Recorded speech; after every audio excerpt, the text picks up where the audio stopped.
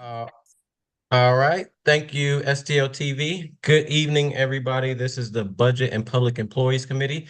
Today is January the 20, making sure our Zoom work. January the 28th, it is 6:04. Madam Clerk, please call the roll. Alderwoman Sanier, Vice Chair Browning, Present. Alderwoman Velazquez, Here. Alderman Devotie, Present. Chair Aldrich. Present. I'm looking for President Green.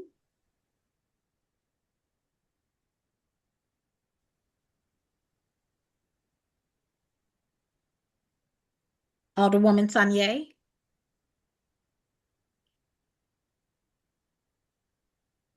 President Green. We have 4 present. We have quorum. All right. Thank you. With that, Madam Clerk, we have established a quorum. With that, we will go to the next order of business. Item number 3, approval of the minutes. I will take a motion to approve the minutes from Wednesday, January 14th, 2026. So moved. Second. It was moved by the Alderman from the 9th, seconded by the Alderman from the 5th. Madam Clerk, please call the roll. Alderwoman Sanier, Vice Chair Browning, Aye. Alderwoman Velazquez, Aye. Alderman Devotie, Aye. Chair Aldrich, Aye. President Green. Aye. Alderwoman Sanier, 5 aye votes. Thank you. With that, Madam Clerk, we have approved the minutes with 5 aye votes from Wednesday, January 14th, 2026. Moving over to the next item of business would be item number 4, board bills for review. We do not have any this evening. Item number 5 is resolutions for review. We do not have any. And item number 6 is committee discussion, which is the RAM settlement interest money. Just a brief history. The Board of Aldermen, back in June or July, we passed $30 million. It was Board Bill 31, sponsored by President Green and myself, to tap into the RAMP's interest money to start using those funds to help with the tornado recovery relief. During those conversations, Alderman Brownie in those meetings added that we needed to make sure that there was a transparent process around the dollar. So this budget committee been having monthly meetings to talk about kind of the status and update with the RAMS bill. Today, we have from the Office of Recovery, Mr. Julian Nix, as well as Mr. Jim Hill, who will do a presentation on an update of the spending of the RAMS interest money. Mr. Julian Nix or Mr. Hill, whenever you're ready, you can turn your camera on. I think you have control of the Zoom where you can provide your presentation so everyone can see it. All right, perfect. Well, first, thank you, Alderman Aldridge and Board of Aldermen for allowing me to speak before you all again here today. I know we were a little bit late sending out the broader set of materials, but I know in the last conversation that we had, one of the big things I know Alderman Velazquez and many of you all mentioned is making sure that not only did we provide a funding update, but we put that update in the context of the broader operational aspects of the recovery. So in these sets of materials that we're going to go through, we're trying to address all those issues. I know one of the asks was one for me to personally be here to provide some of those operational updates, but also a lot of those operational updates are managed by different members of my team. So I want to acknowledge a few other people on the call that'll have different points of time speaking roles within the presentation. So for my team, we have Jim Hill, which you all know as our Chief Cost Recovery Officer. We also have Jennifer Brinkman, who is running and overseeing a lot of our recovered residents programs, so all of our resident recovery programs, as well as Laura Ginn, who's overseeing all of our work tied to repaired property. So that's debris, demolition, and repair. So we'll go ahead and get started, but those individuals will all speak during different parts of today's conversation. So give me a second to share screen.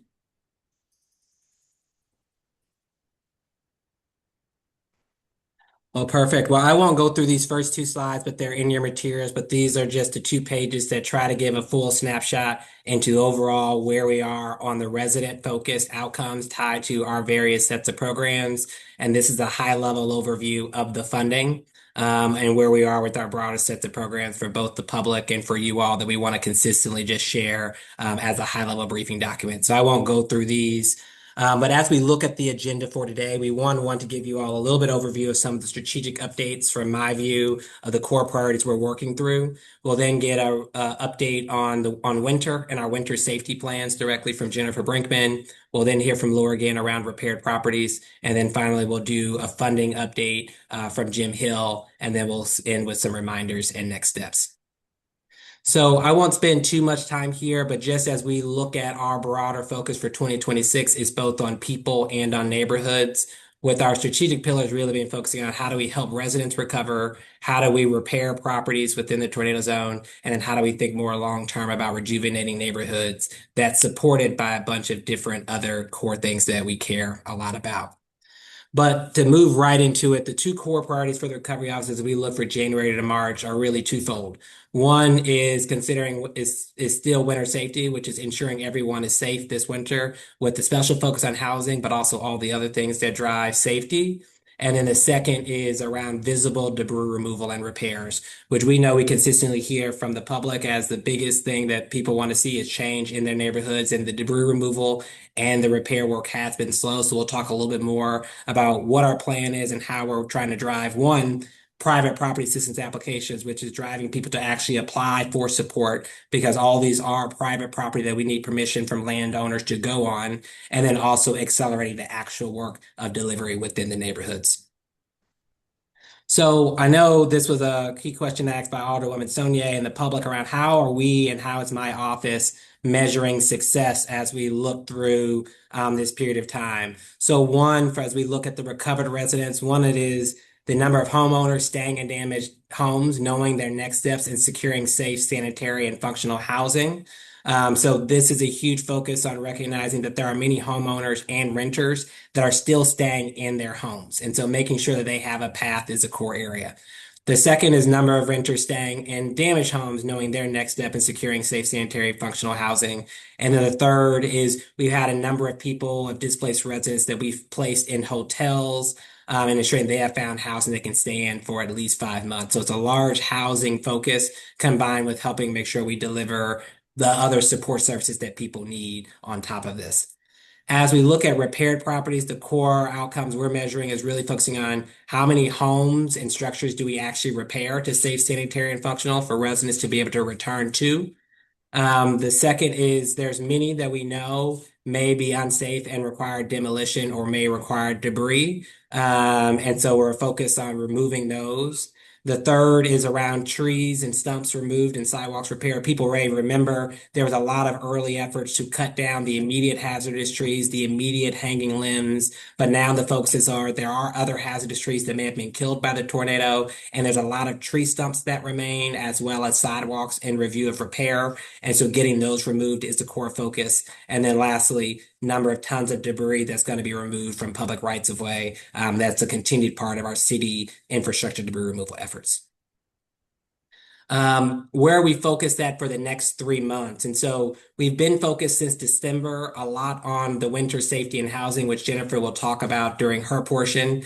As we look at January, our biggest focus is on repaired properties and driving private property assistance applications. We announced the deadline for February 14th for private property assistance to make sure that we can get a full view of all the properties that need support so we can start to plan for funding and broader needs for those properties, but also start to plan for people who aren't planning or don't have plans to repair their property. So we'll talk a little bit more about that. In February, we're expecting some acceleration in our home repair. So all those who may remember, we initially had just the Healthy Home Repair Program, which has been led by CDA as the primary repair program within the city. We have been working over the last 5 to 6 months to build and stand up a new rapid repair program that can meet the size of the need of this tornado effort. Those contractors have all been onboarded and are online, and their work will start in February. They've been in design phase for the last 4 to 6 weeks and setting up their systems and processes. And then lastly is really going to be in March is where we're going to start to see large scale demolition, debris removal, tree removal, and sidewalk repairs in the neighborhood. And at the very bottom, you can see across this period, we continue to do our ongoing neighborhood planning efforts, really thinking about the long-term reimagination of where we want to be. So a couple of big things is one, I know we talked more broadly about making sure that we can have a public dashboard to track progress. So we officially have launched, we're working on launching 2 different sets of dashboards. One, a way for us to track progress on our private property, both across demolition, debris removal, and repairs. And then a second, which is on the right, that can track our progress on public infrastructure. The one on the left on private property, there's 4, I believe, dashboards that we've launched at this point in time. One of them is the outreach tracker, which helps you see the total number of properties that are damaged and how many of them have applications or in our private property assistance system to get support. Another one is the application detail tracker, which helps us understand when something goes into the funnel, how is that work moving along really toward the goal of actually clearing out that debris, if it's a debris or demolition, or ultimately doing repairs. So all of those have officially launched and people can see and track that progress live at app.stlrecovers.com. 2 of them had already been launched and the third one went live today. We are still working on launching something similar with public infrastructure recovery. And so the plan is to launch that so people can track progress on those areas by February. And that'll be really focusing on the right-of-way debris removal, but a lot of it will be focused on our tree and stump removal and sidewalks so that people can understand where have we identified areas that require removal and where we are in that overall process as we move through February, March, and the later months. So a couple of key takeaways for today that I hope the group will take away as we walk through the broader sets of materials. One is that our winter safety systems are fully operational. Case management, shelter, and broader transportation, and the work that you all help support and fund, and that infrastructure that we've been building over the last couple of months are actively saving lives. And so Jennifer will talk a lot about what we're seeing in those areas. We also recognize there's been some barriers in our eligibility and our processes. So we've been working to refine those to support those safe housing transitions, especially across our rental assistance and impacted tenants fund. And so Jennifer will talk a little bit more about our efforts there. As we look at visible neighborhood recovery, that's the debris removal, demolition, repairs, the tree and sidewalk work, that work will accelerate in March. And I know that's really late, but that's when a lot of the state contractors are finally scheduled to come on board and ready to mobilize. So that's when people will start to see the massive amount of shift in their neighborhoods, which is what we know are what people are asking for. In the meanwhile, private property assistance applications closed on February 14th, and we're asking everyone to remind individuals to apply. We have more than 5,000 damaged properties in the tornado zone that have not yet applied. And that does create risk both to FEMA funding for where FEMA can help fund stuff, but it also creates gaps in our ability to know what damage exists and the speed for the city to be able to move with broader support. So we're asking everyone to help with that. Most of our core city recovery contracts are in place with funding flowing. There's a few additional large contracts for additional demolition and debris removal support, the tree removal and sidewalk repair that we're mobilizing now that we know what the state contracts won't cover. So we are mobilizing those, but that shouldn't slow down our recovery efforts in March. And then we have a few remaining identified program recovery gaps that are under review where we know we don't have solutions for major parts of people undergoing the broader journey. So some of that includes reimbursement working capital. So as we look at more money coming online, how do we make sure we have the reimbursement to make it through FEMA reimbursements, but also the state reimbursement process? We know there's going to be long-term gaps in home repair. We're not running into them right now, but we know there's a huge gap between the need that we're seeing in applications versus the amount of funding. But we do have enough funding for a runway for the first set of houses that we're going to be focused on for these next couple of months. We know and we're seeing a lot more insured homeowners who have payments with existing contractors, but they're seeing funding gaps in the remaining amount. And we currently don't have a program that's structured for those particular individuals. And we also know that there's a lot of people who own low-income housing. A lot of our CDCs who have housing, but the deductibles are really, really high, or the insurance payments aren't paying out and it's stopping them from the recovery journey. So we know those are some of the core areas. And then we also know that we have a bunch of small businesses where we don't have a small business grants program. So a lot of our small businesses who are struggling also still don't have a solution. So those will be some of the core areas that are under review that our team's working on and looking through as we look at this next few months ahead. So I will, with that, hand it over to Jennifer to talk through our winter update. Okay, let me know if you can't hear. So hopefully the volume's working in this room. In terms of winter update, go ahead and go to the next slide. With the goal of ensuring impacted residents have a place to be safe and warm this winter. We knew we were facing really high risk going into the winter. And you can see as we looked at what we know about the population through the FEMA data, which is the best source of information that we have at this time, we saw there were about 3,000 households, or 26%, that were in unsafe dwellings. And that was as of the last time of FEMA reporting. So that information is old at this point. And we're challenged with figuring out, how do we reach out to these folks and make sure they have the supports that they need?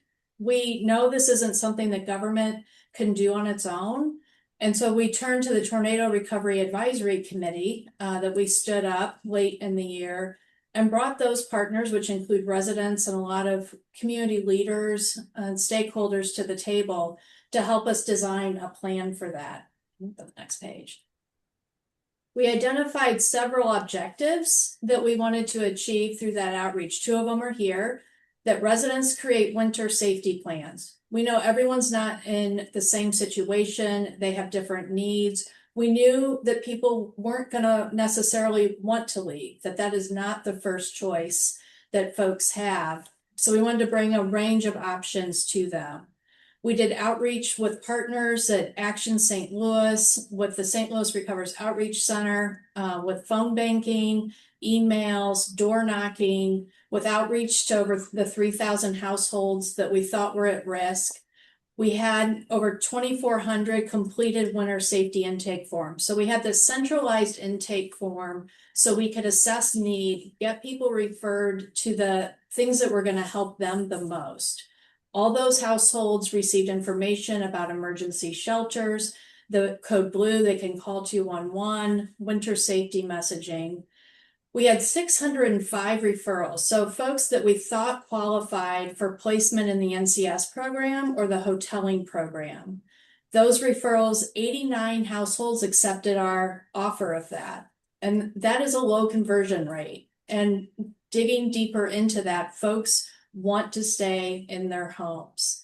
Those referrals were made. We had follow-up calls to them to help get them connected into the hotels, trying to move people within 24 to 48 hours. And again, people really want to stay in their homes. 228 households have applied for rental assistance. 64 applicants have been approved to date with 4 leases approved. We'll talk more about that in a minute. The other goal was to identify critical unmet needs, because again, we knew not everyone was going to be prepared to move into sheltering. So what else could we do to make sure they were safe and had what they needed for winter? So community health workers from the St. Louis Integrated Health Network stepped in to partner with us to be that first line of defense to get people connected. We know we have multiple programs across multiple avenues that might not be easy for a disaster survivor to navigate. And these community health workers are pros at working with people in distress situations and getting them to what they need. They are the first line of defense before we get them to disaster case managers who can work with folks on longer term supports.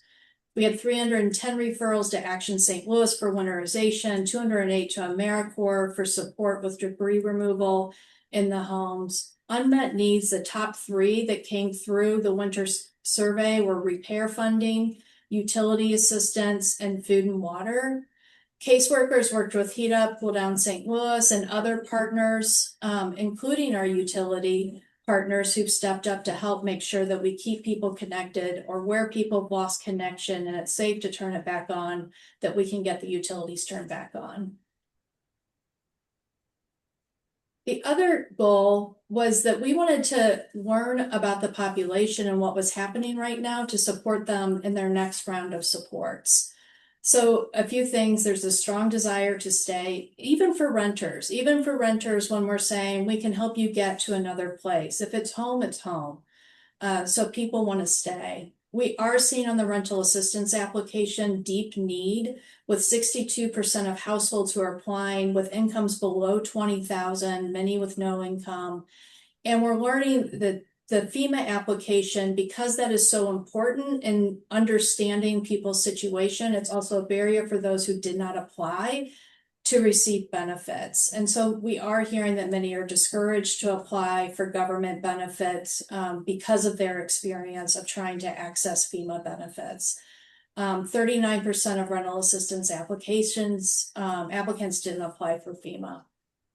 Our last objective for this initiative was to be able to follow up with households that we knew were going to stay through winter, or that was their intent, and having a really strong outreach strategy. So when we have emergencies happen, like happened last winter or last weekend, we are able to mobilize and try to outreach to those households, make sure that they have what they need, that they don't want to decide to relocate for the weekend or while the temperatures are low. So the community health workers reached out. We did get 36 households on that list connected to utilities in advance of the storm, and did move 39 households. And that was a number kind of more, that's not a total number from the whole storm, moved into shelters over the weekend. Yeah. And one thing I just want to acknowledge on top of this, a lot of these were made available due to the funding that came from the initial Board Bill 31, but also 93, 94, and 95 that helped us bring IHN on board to hire more case health workers, to drive some of these outreach efforts, to support the broader case management and the rental assistance and programs that underlie this. And again, this slide shows you sort of the ecosystem of supports that are necessary to meet our residents where they are. So the case management, you can see the cases that the community health workers have with their 10 plus FTEs. They also have surge capacity that they bring on board when needed. The disaster case management program is fully staffed at this point. They have 655 cases that they're working. A third of the applicants have expressed housing reconstruction as their top need. And again, just as we point out the needs across that we need to mobilize, not everything is from government. We've got 74 agencies that are in with the disaster case management system to provide services to those survivors. We've talked about the non-congregate shelters and the hotels. The congregate shelters are a piece of the puzzle. The non-congregate shelters are very expensive, and so those have been prioritized for families with children, seniors, and those with disabilities. The congregate shelters are another option. You can see the census that we saw last night in the shelters of 602, so about 88% capacity. About 40 of those folks are believed to be tornado impacted individuals.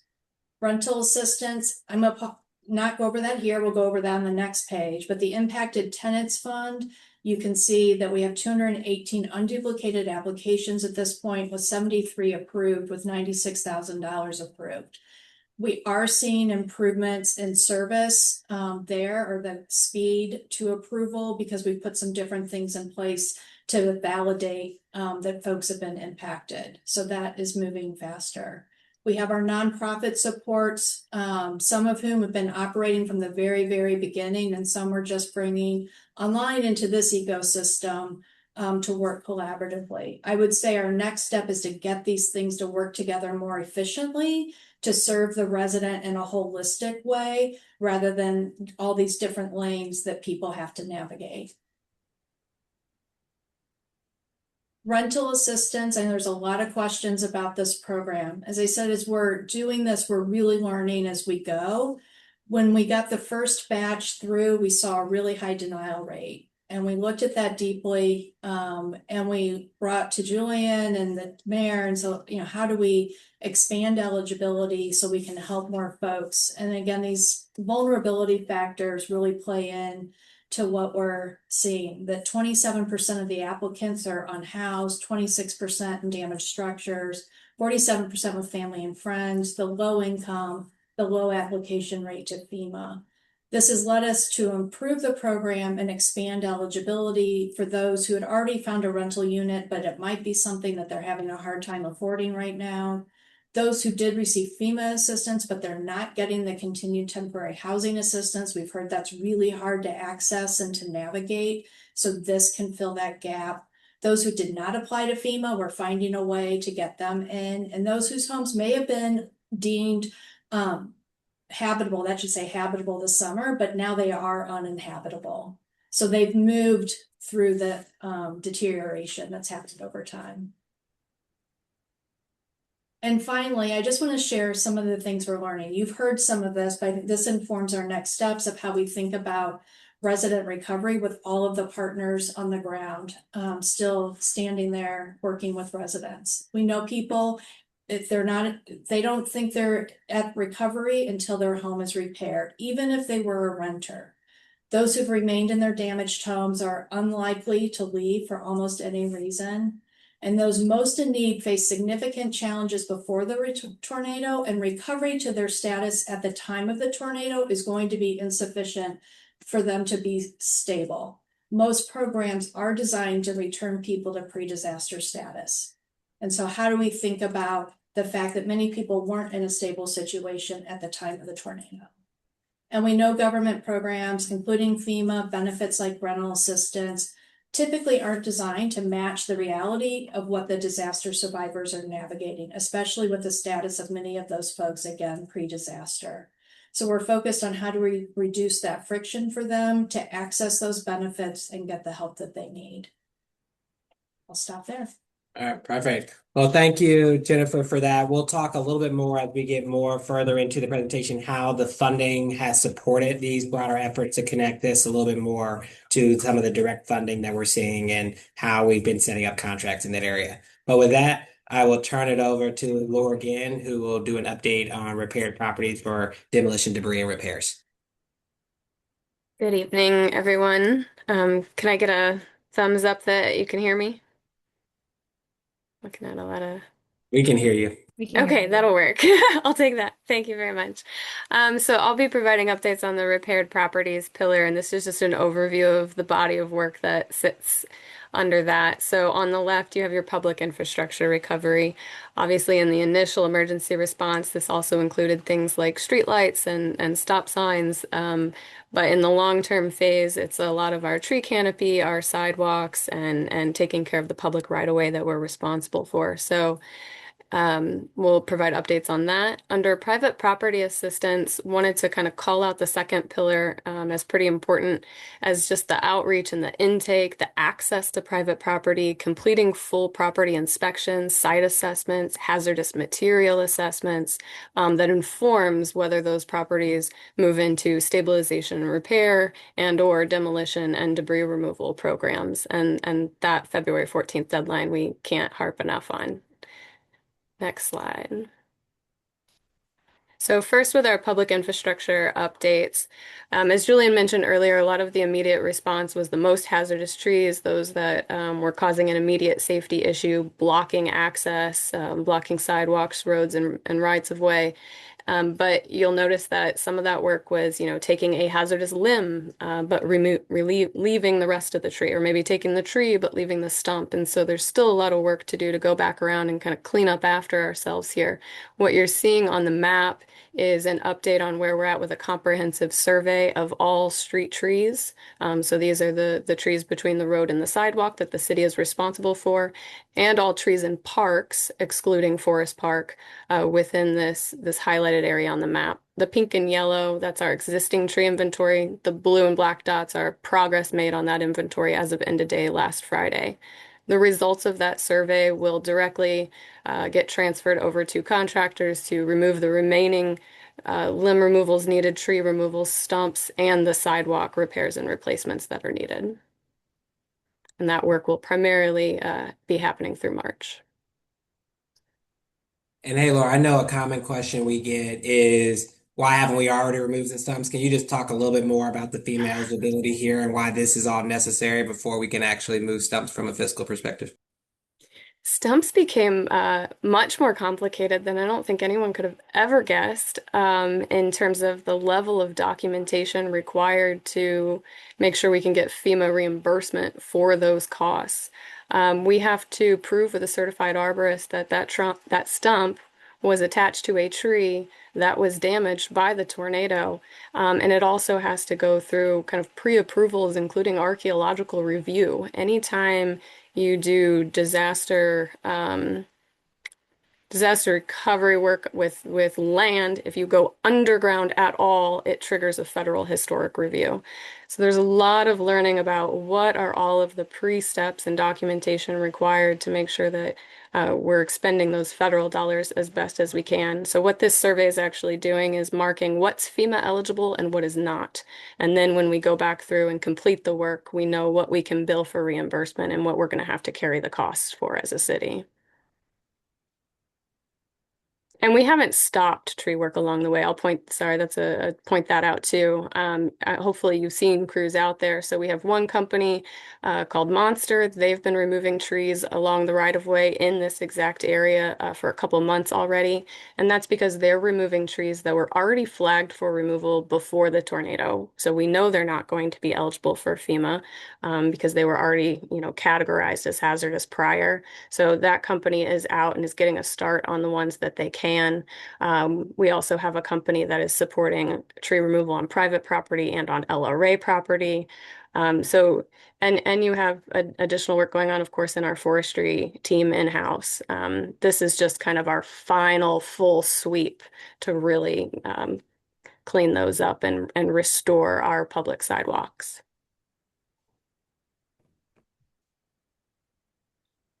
And similarly is that right-of-way debris pickup.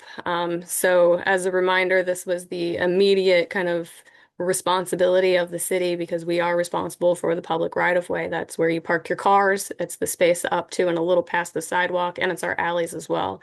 So we've had emergency contractors since May 17th rolling through collecting debris from the right-of-way, meticulously documenting that from that location to disposal. We have environmental consultants that move ahead of those crews and do visual inspections of debris, identify any potentially hazardous materials to be disposed of separately. And all of that is monitored, photographed, and documented so that we can maximize our FEMA reimbursement. However, we are at the point where FEMA will not continue to pay for this indefinitely, and we've had to put a deadline on it. So our last call for debris pickup from the right-of-way is February 14th. We're asking that all piles be out on the curb since then, but it is not the end of support for debris. We are switching from that steady feed of right-of-way pickup to please give us access so we can come onto your property and remove it ourselves. You don't have to move it to the curb. We'll come and get it. There are additional options, so just reminding folks that we did set up the dumpster delivery program. You can order those online. That's more for your event-based work. If you're getting a whole, block together to do a cleanup, those work really well. We just want 2 weeks in advance and point of contact, and you can go and put that request in online.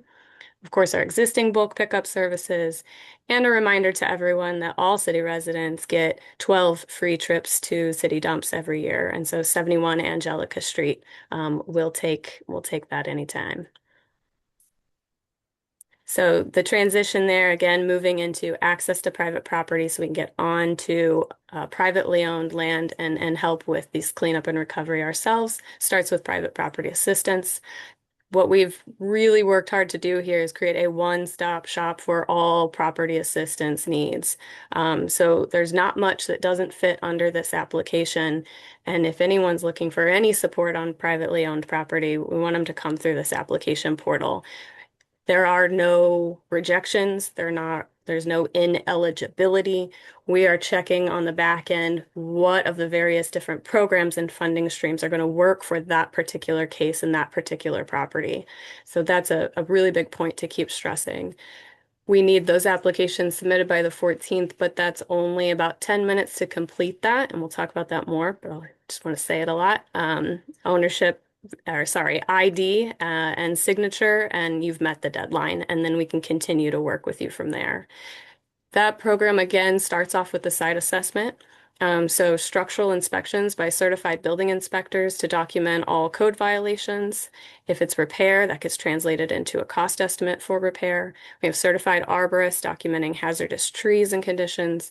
Asbestos workers looking for any hazardous materials, sending off for testing as needed, documenting all of that. We have debris technicians that are documenting all remaining debris on the property by quantity, by debris streams, and all of that gets rolled into a scope of work specific to each property. A little bonus on the bottom there is just pointing out that part of verifying that we have the proper owner permission to access property is by running title searches. Any flagged issues with titles, especially if you're in the home repair pipeline, we are elevating and referring those to legal services for title clearing support. And those title reports are made available and can be downloaded by property owners on the application portal. The main kind of buckets of programming here are stabilization and home repair first. So mostly this is home repair, but with stabilization as a stopgap in between, right? So we've been doing the emergency stabilization program, those tarps and boards and whatever we can do to keep the weather out, keep it watertight, and prevent further deterioration of a structure. That happens in tandem while we continue to work through the repair cost estimates and kind of move into the repair pipeline. So those can go hand in hand, or sometimes folks are looking for just one or the other. For demolition and debris removal, of course, you've got your demolition of unrepairable structures, and debris removal can mean a lot of things. So could be that you just need one tree removed. That's fine. There could be piles of debris that need to be removed, and with AmeriCorps, even minor interior debris removal and muck out work. I do want to note the little tab on the bottom of demolition is that all of these services, as of today, are at no charge to residents, no invoices to the owner, no liens on property, no transferring ownership to the city. So I want to stress that as well. Yeah, and one of the things I also want to stress, if it's okay to add, Laura, is we get a lot of people who are fearful of applying because they think we're going to force them into a bucket. All of this process is a conversation with the owner. It'll be based on what they request, and it'll be a setup conversation to figure out where to move forward with the property. So we are seeing people who may get a structural inspection and home repair that might be actually a home that's deemed unsafe and need to be something for demolition debris removal. And we're actively working with Laura connected to the Jennifer's team to actually figure out how we help have those conversations with owners and help them make the decision they want to make on that property. We are not making those decisions directly for them. And so we'll share more about that as we continue to work through those issues in the future. Yeah, thanks, Jillian. I'll actually add a little bit more to that because we don't have kind of a process laid out here of what residents can expect from this. But once you've submitted that application, you get assigned a property case manager. They're going to reach out and ask some pre-screening questions. And we found that's really important because on the application, we're asking, what services are you looking for? And we're finding a lot of people are just checking all the boxes, saying, I'll take anything, right? And so we have to have that initial conversation and figure out what's really going on the property. What are we trying to achieve? And that kind of guides how we move forward with those site assessments and who we send out for the inspections.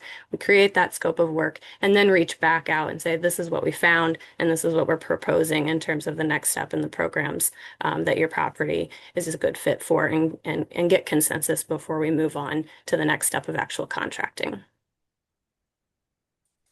Next slide.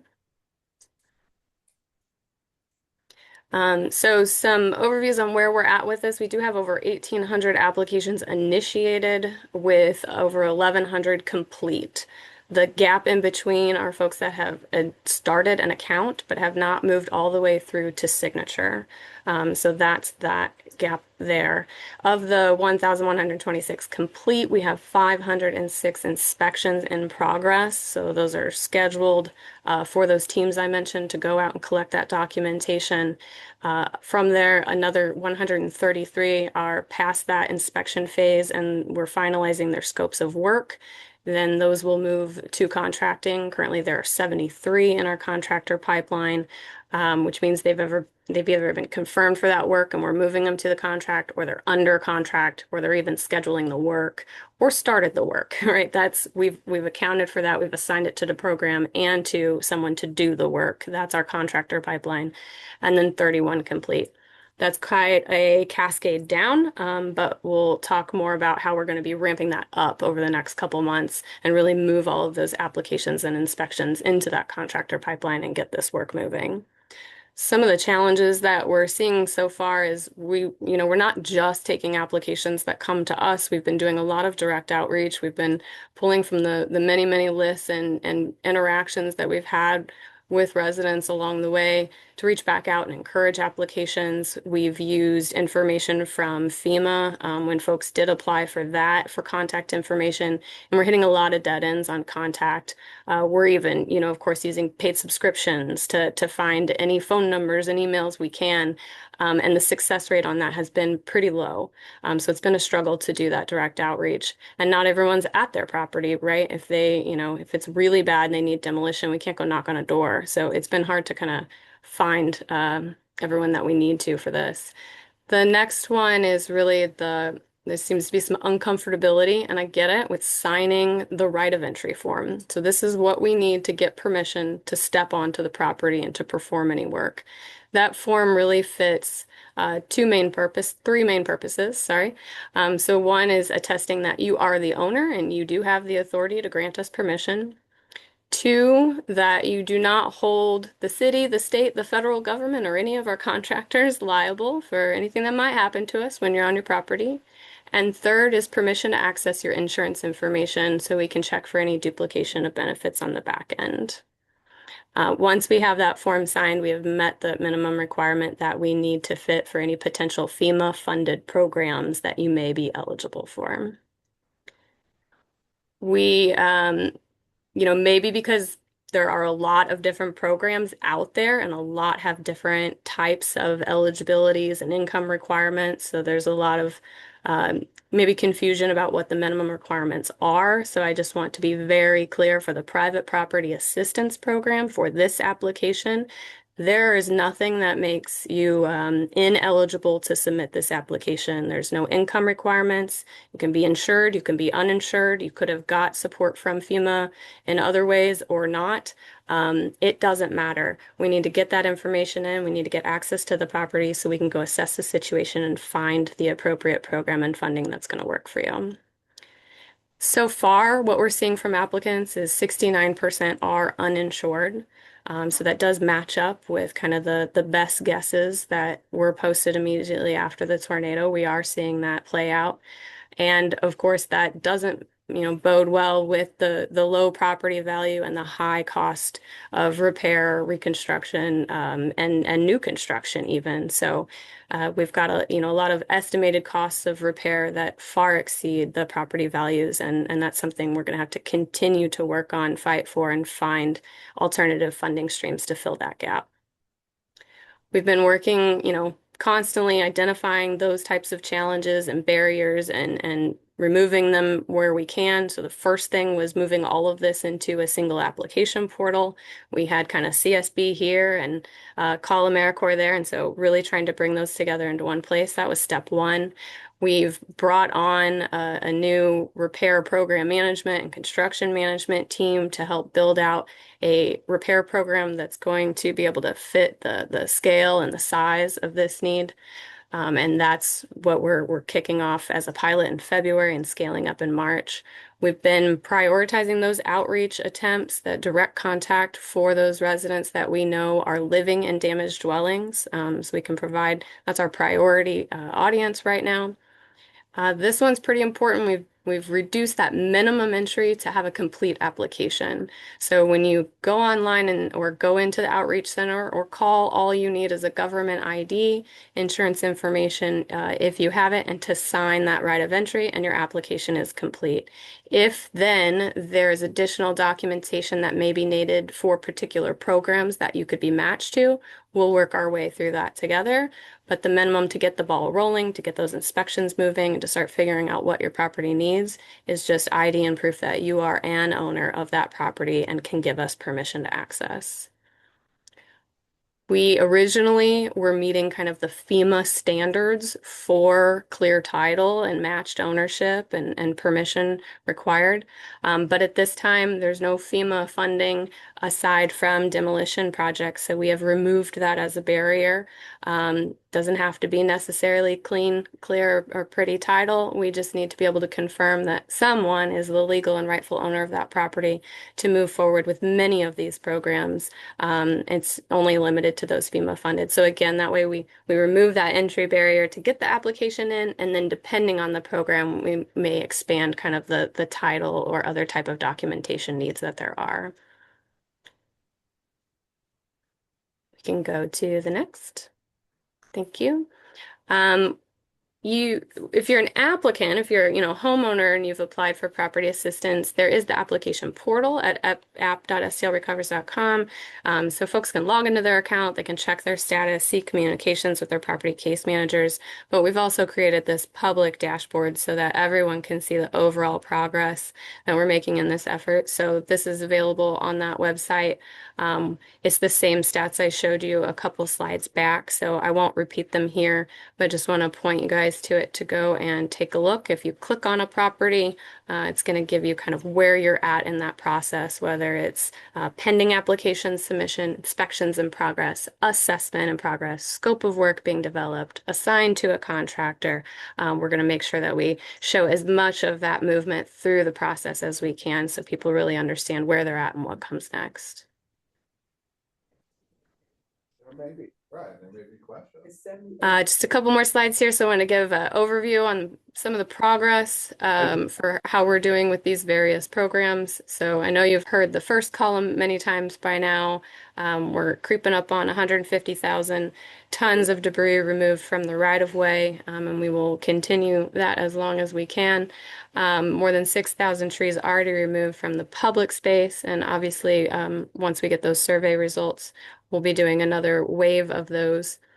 Part of the funding that you guys have supported goes to AmeriCorps STL to support debris removal. This is both minor exterior debris removal, downed trees, and interior work and muck outs. They don't do full kind of gutting of properties, but they can do quite a bit. And they've supported 119 properties so far. They're working on another 54, and we continue to move properties over for their services through the private property assistance application.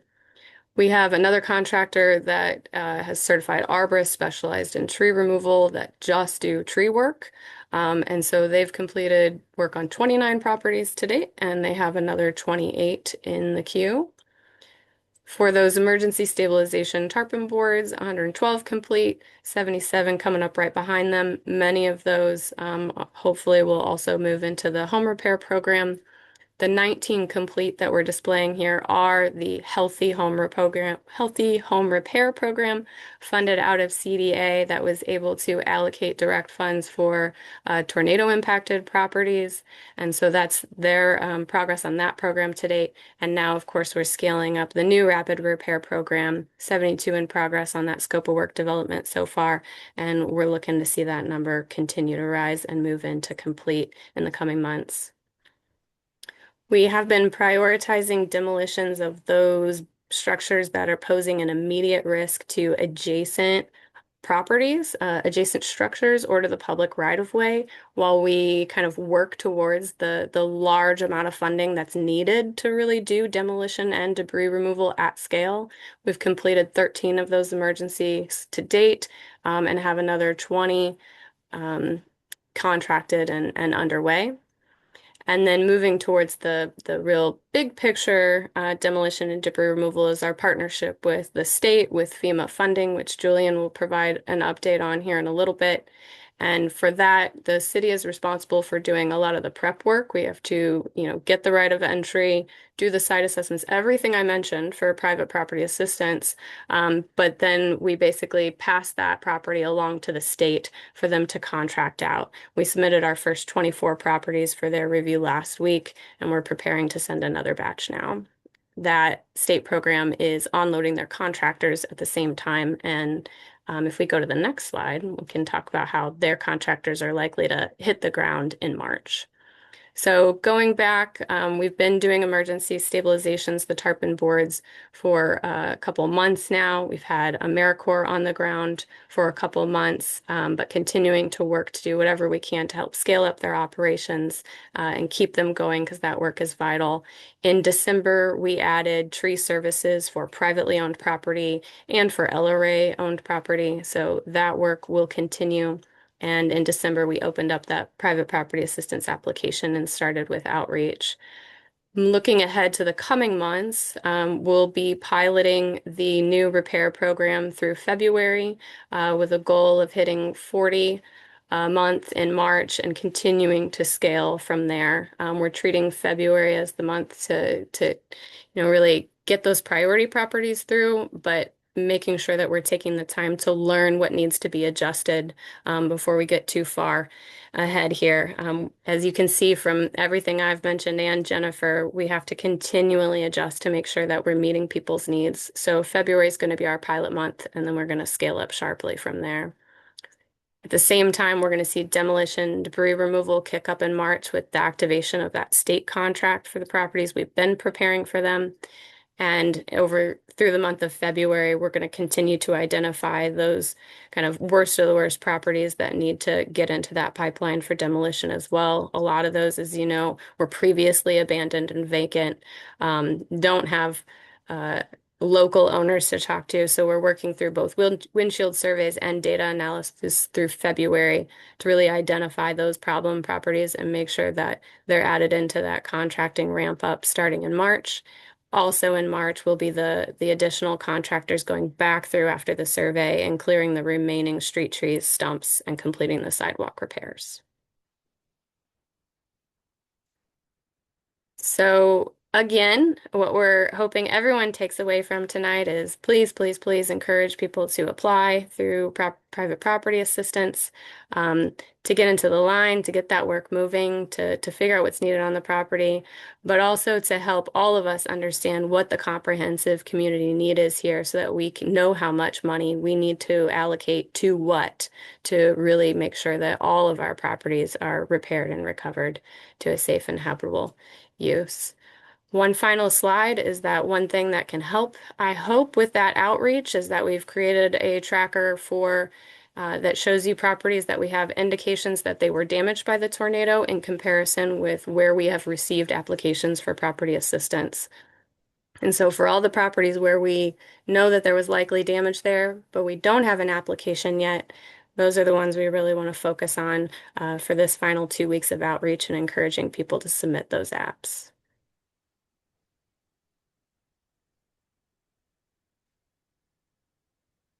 Perfect. Well, thank you, Laura. So just for the group, I know we've been talking a lot over the last few weeks around what it means to be saying the city is setting up infrastructure. Typically, the stuff we're seeing here in repaired properties would have been what it would have been what they had set up and have expertise in doing. Given the unique nature of that, we had to figure out how to combine this into a single experience for residents to kind of request and get support and create that private property assistance application, create the back end for all those contractors and the documentation around all these scopes of work. So we're excited that infrastructure is set up. People will be able to track the progress as we move through. We know that progress to get to this point has taken way too long, but we're hoping that people can start to see the progress and, more importantly, track the progress as we move through these next couple of months. So with that, I'll hand it over to Jim, who's going to talk a little bit more about the funding update on kind of where we are there. Okay. I wanted to start with what has changed since the last update. And fortunately, in terms of contracts, we have made significant progress. In the last 20 days, we've executed 11 contracts totaling $12 million. The The recovery office has 2 small contracts that we weren't able to get done, but quite frankly, given the smaller amounts, we didn't prioritize them. But they are in the process, and they're routing for approvals. I did want to say that we got a lot of support from others in the city to make this happen. And most notably the comptroller's office, Jason Fletcher, Don Neese, Michelle Graham, the new E&A secretary, Maisha, the license collector, the revenue collector, city council. Everyone was super responsive, super helpful, and also very, very happy with the new Oracle contracting module. Some of the steps, it eliminated days of dragging contracts around to get approvals, and the approvals were almost instantaneous from places like the license collector and the collector of revenue, and the register was also very, very responsive. So money is moving faster. In the last 20 days, we spent $2.6 million of RAMS funds, and we awarded a $2 million increase through E&A to increase the budget we have with our non-congregate shelter provider in light of the increased code blue and continuing forecast for severe weather. So we are at $3 million of total available budget for that contractor now, which we will likely exceed given the severity of the winter weather. We have clear plans, or are developing clear plans we have $4.5 million of unawarded funds from board bills 31, 93, 94, and 95 that we held back and are looking at where to most appropriately apply those funds. And then we are also looking at utilizing the $156 million we have from FEMA, along with the $100 million from Senate Bill 1.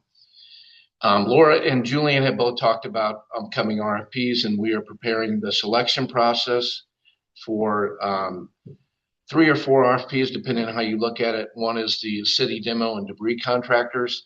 2 is the sidewalk repairs. 3 is the hazardous street tree and stump removal. And then 4 is water tap destruction. And we plan to launch the RFPs early next week, at least for the sidewalk and trees. Demos will be the week after that, and then plan to go through a process to select contractors in February and launch the city work in early March alongside the SEMA demo mission. We will also be launching a project to identify the unmet needs around some of our larger needs that we know are going to include home repair, working capital funding as we start to spend money in advance of reimbursement from FEMA and Senate Bill 1, particularly on these very large debris and demo projects. And we're looking at a couple of these other areas as well. And then I have some really good news.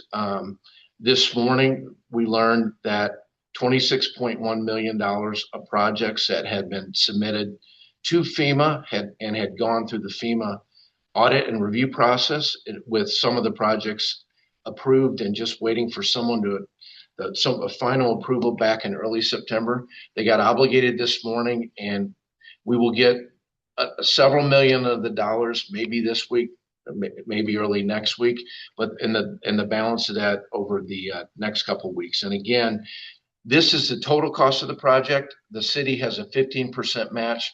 We will get 75% from the federal government over the next couple of weeks, and the state's 10% match they will withhold until the disaster closes. But that is really, really good news. And there was an article in the New York Times yesterday that Nancy Walsh had shared with me before we had this news, and it was extra scrutiny of FEMA aid to states has created a $17 billion bottleneck. So that only made me more nervous. So the excitement of the news this morning, and it's really critical to helping us manage our cash flow as we continue to perform upcoming work. And it really illustrates the strong partnerships that we have with some of our federal stakeholders, including Senator Schmidt, who was very helpful in this. This is, as a reminder, this is kind of the full view of what we have funding wise today. So total funds that have been allocated and budgeted by $439 million. $134 million of that comes from the city. And the FEMA, the city spending that we've done that will be eligible for reimbursement. We also have another 42 million of repurposed funds from CDA for things like ARPA, CDBG, et cetera. And then the board bills that this group appropriated to us, the $30 million of the first tranche of RAM settlement interest, Board Bill 31, and then the last three board bills that were appropriated totaling 13.7 million. And then rounding that out is the federal funds from FEMA of 201 million, which is comprised of 156 million that they have allocated to us to support demo and debris. This is just demo, and then $45 million individual assistance. And then we've got the $104 million from the state of Missouri, from the $100 million Senate Bill 1, the Missouri Housing Development Corporation for $3.4 million, and then Missouri Department of Mental Health for Crisis Counseling of $0.8 million. So that's an updated view on the total funding. And now we will focus in on the RAMS funding. So when you look at, here's the budget, 43.7 million, 40.1 million of contracts have been awarded through ENA. Not all of those contracts have made it to execution though, or have been fully utilized. So for example, we had awarded $500,000 to the Red Cross for housing case management immediately after the tornado. We ended up only needing 87,000 of that. So that's the difference between, an example of the difference between the 39.2 and the 40.1. We have contracted 36.1 of the 39.2 that has been awarded so far. So we're at 92% contracted. And of the total budget, we've contracted 83% of the 43.7. We do have, as I mentioned earlier, there's $4.5 million available for award that I will touch on shortly. And then we have spent to date through today $11.6 million, and you can see the spread between Board Bill 31 and the other board bills. We have $3 million of contracts in process today. A bunch of those are vacant unit turns with CDA and the Affordable Housing Commission. That's about $3 million. And we have a small contract with KSG for Recovery Office capacity support that is also routing through. The $11.6 million spent is a $2.6 million increase from January 8th. So we are getting there, and you're going to start seeing this money increase even further as now that we've got the ROA and HSA is in full swing and they're really driving activity and applications. The winter shelter operations is fully up and operational and doing its job. And then over the next couple of months with the home repair that is launching, that is also going to drive some significant spending. And we will see that starting in February. Here's some of here's what our plans are for the 4.5 million in unawarded funds at this point. And again, we intentionally retained some of these, knowing that as the program went on, particularly with winter, we would have some needs that we maybe had not thought of, that we were going to need some funding. So within the recovered residents pillar, we've got 2.5 million of remaining unawarded funds budgeted. $1 million for the Impacted Tenants Fund, which we will take to the February 9th special ENA meeting for approval. We are also working with our winter shelter operations team comprised of SLS on the non-congregate shelter, Peter and Paul on the congregate shelter, and then Tetra Tech providing some program administration to really understand as each day goes by, what are their forecasted costs, and so that we can get out in front of that and then make sure we have enough money to fund those costs. And then additional rental assistance, which if needed, based on applications and based on winter severity and based on some of the adjustments we've made in the requirements, we will be prepared to provide additional funding to that. In terms of repaired property, we have $2 million left budgeted. Most of which is for vacant unit turns, which we will, and the CDA team is on here. There'll be an opportunity to have some Q&A, including them. But we're evaluating with CDA for projections on how that can be used. And then in terms of evaluating other unmet needs. Again, I mentioned some of these things like home repair funding, working capital needs, a couple of areas that we know that we've got a gap today around insurance, homeowners that don't have enough insurance for the cost, and also small business support grants, which are important. And we read about that every day, about the small businesses really struggling following the tornado.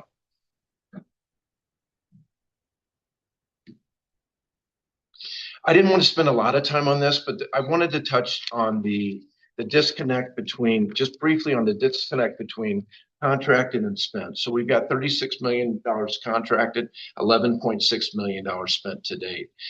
And Alderman Devotie, your cross-examination on the 8th was really, really helpful in terms of explaining all this work. So all of our large national contractors begin work based on E&A approval. Many of our contracts were awarded in October, November, December. So they have all been working for several months. The work is paid, we pay for the work as they invoice us. So as they do first of all, they get awarded, they start working. We got to get a contract executed. That takes time, as you all well know. After the contract is executed, then we're then able to pay invoices. And so you might be talking 30, 60 days by the time the contract is executed. We get an invoice for work that they've done, and then we're able to pay that invoice.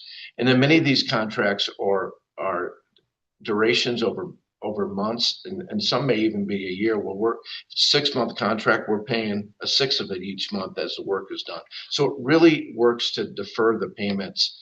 And then there are some smaller contractors that just can't afford to float the cash that we are making advances to, and in particular companies like Forward and Diamond Divas.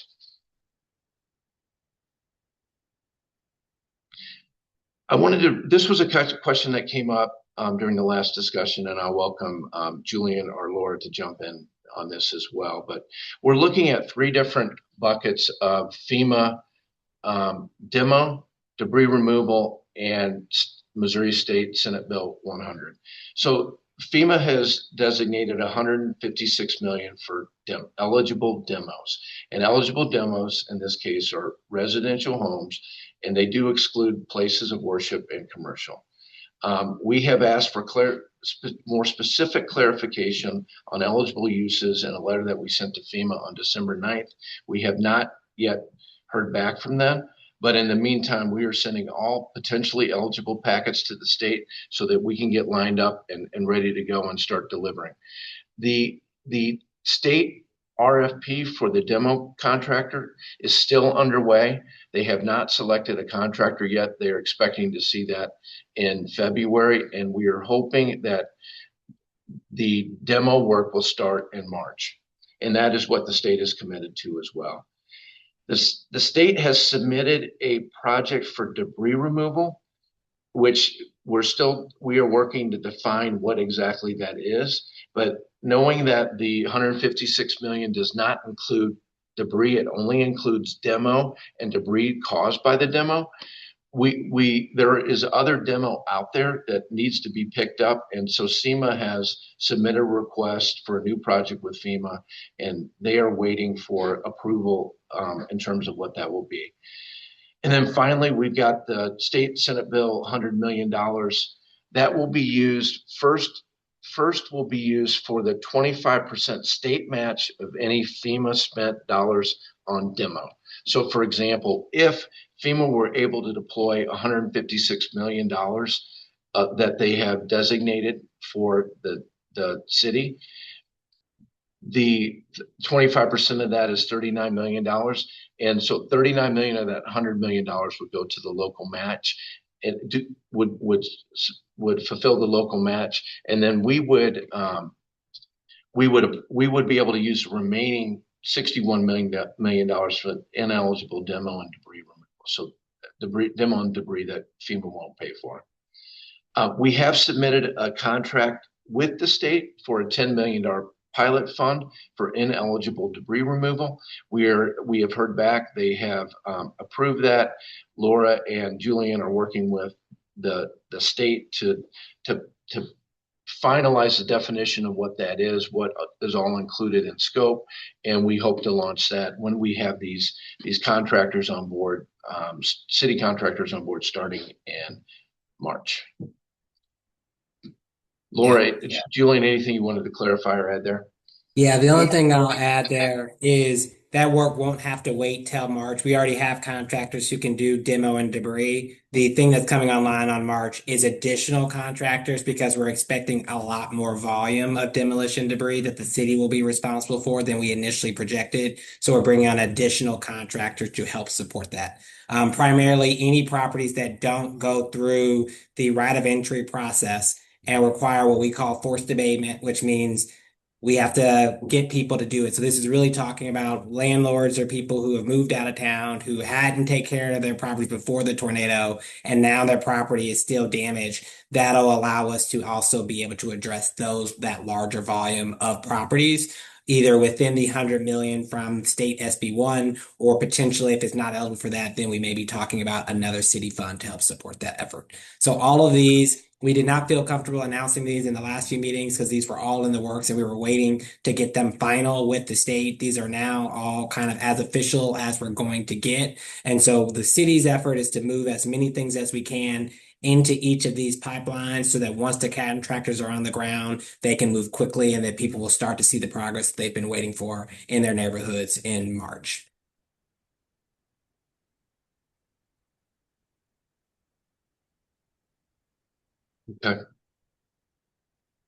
Okay, I'm not going to spend a lot of time on here just because I already touched it, but this is I did want to highlight within the table in the middle.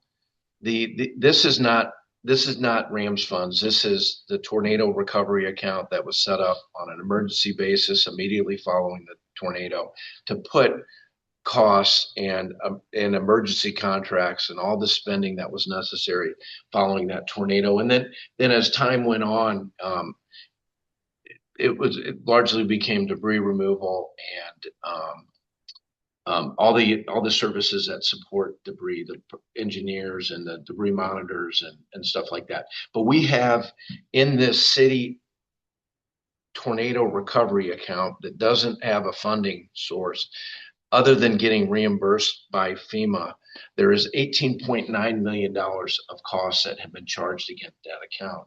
And prior to the obligations that we became aware of this morning, all that we had received from FEMA was $100,000, despite having there's $28 million worth of projects that had been submitted, and 26.1 of which had been fully through the approval process. So we were exposed to the tune of $18.8 million, which was making everyone, and especially Paul Payne, very uncomfortable. But this is great news. We will be able to replenish this account and design and use these funds as they come in to fund future work.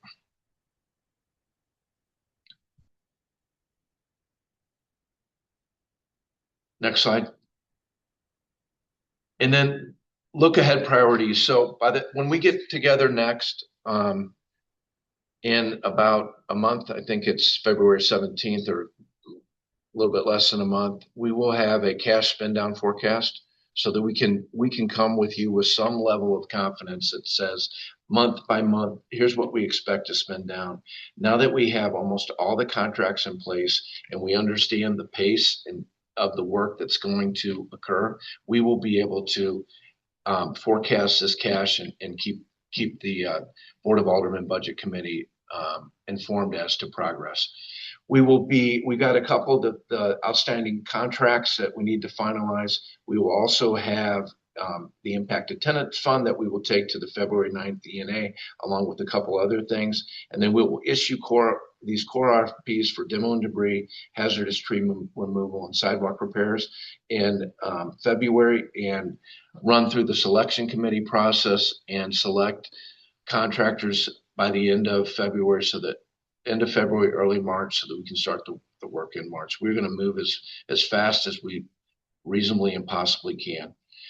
We will finalize plans for the remaining United Way grants. So there's about $415,000 worth of grants that the city has funded, funds that the city has provided to the United Way to issue grants. Not all of them were awarded. And so there will be a process to allocate those funds.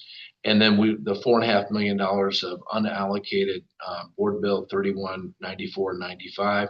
We skipped 93 because of the $1 million impact attendant funds we intend to award on February 9th. But we will have plans for using those. And then we will begin obligating the $100 million from the state Senate Bill 1 with some of this pilot $10 million set of pilot projects that, as Julian mentioned, will launch in February. And then we will, over the next 60 to 90 days, conduct a thorough, deep, analytical, professionally supported unmet needs analysis to really understand what are our needs.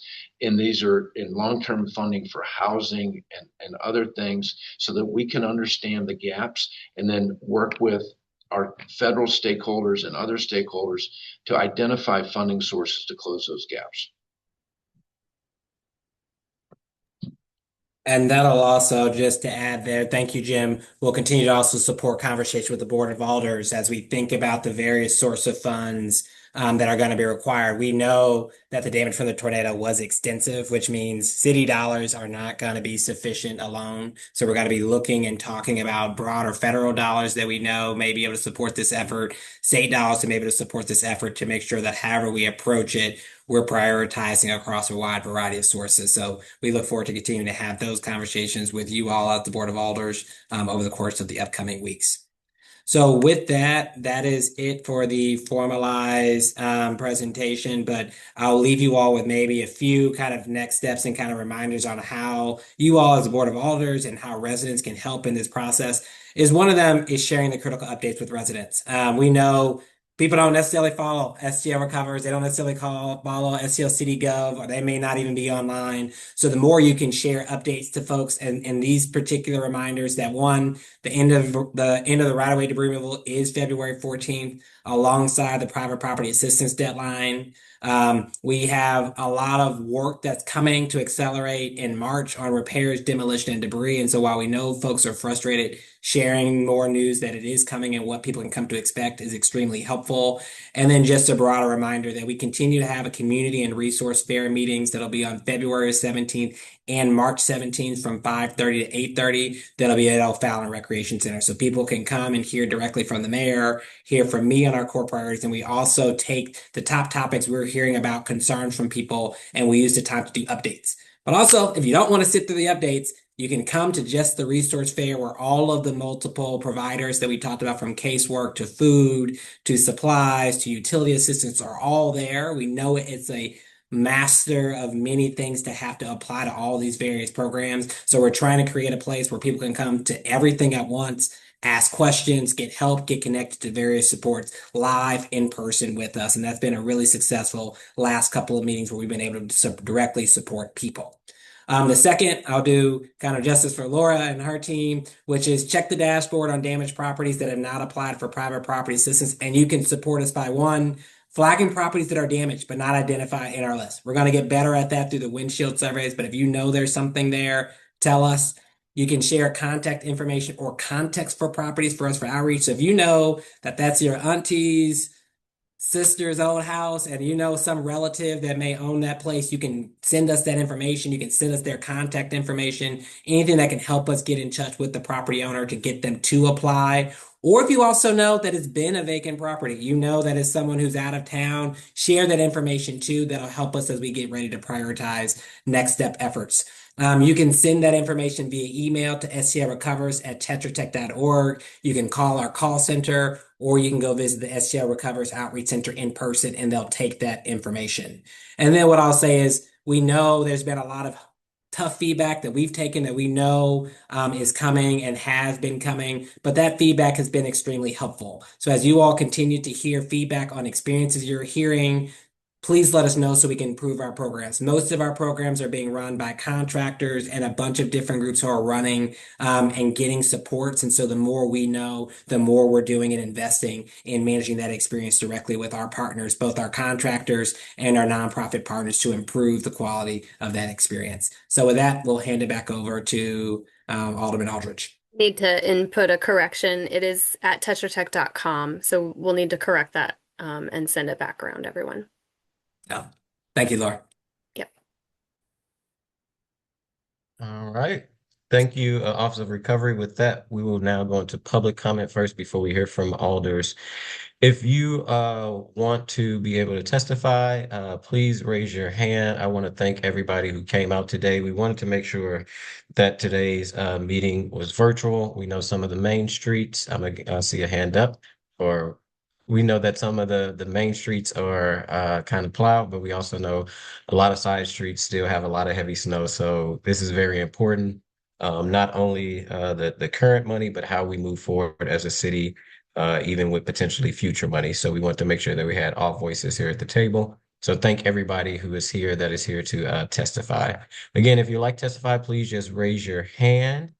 And what we will do is we will have Madam Clerk move you over. I'm going to take a kind of a little pause for everybody to be able to raise their hand, because what we'll do is swear people in all at once. Or Madam Clerk, do you want to do it maybe in groups of 4 at a time so we do not get confused? Let's kind of do 4 at a time. Yeah, because they're coming in pretty quickly. And I love also it. I give me love it. time to write down each person's name. I am noticing that there are some people on here and they have several people attached to one hand up. Like they may have 3 or 4 people wanting to speak underneath one hand. So I'll need for everyone to say their name and at least spell it if I can't. Okay. If you are on Zoom and there's 2 people testifying, when you come over, the Madam Clerk will move 4 people over at a time.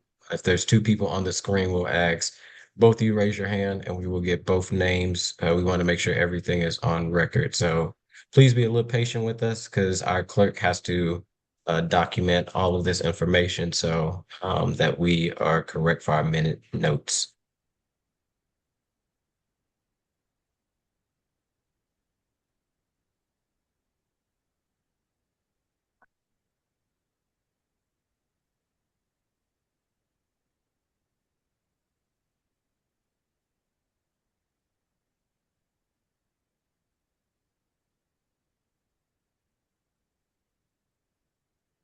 After you move them over once they speak, Madam Clerk, are you able to move them back in the attendee section? I am.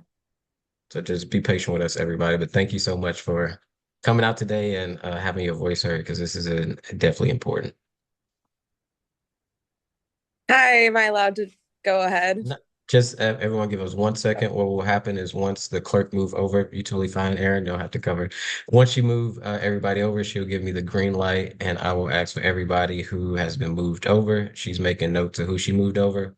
We'll go off screen and then we will take you in order of the way that she has written your name down. Do you have the first 4, Madam Clerk? We can start with, from what I'm seeing here, give me one moment. The first few that I started with is 4 of them on here, and that's Camry plus Eddie plus Adrian.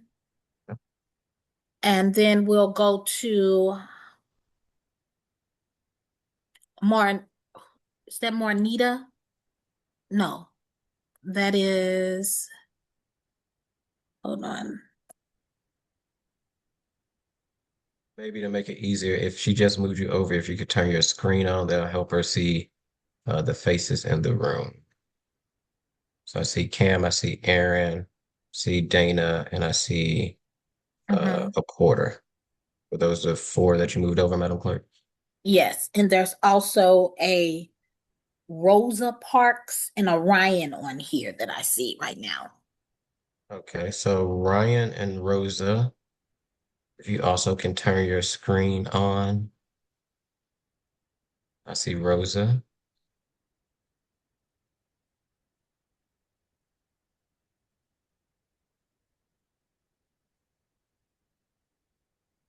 And I see Ryan. Okay.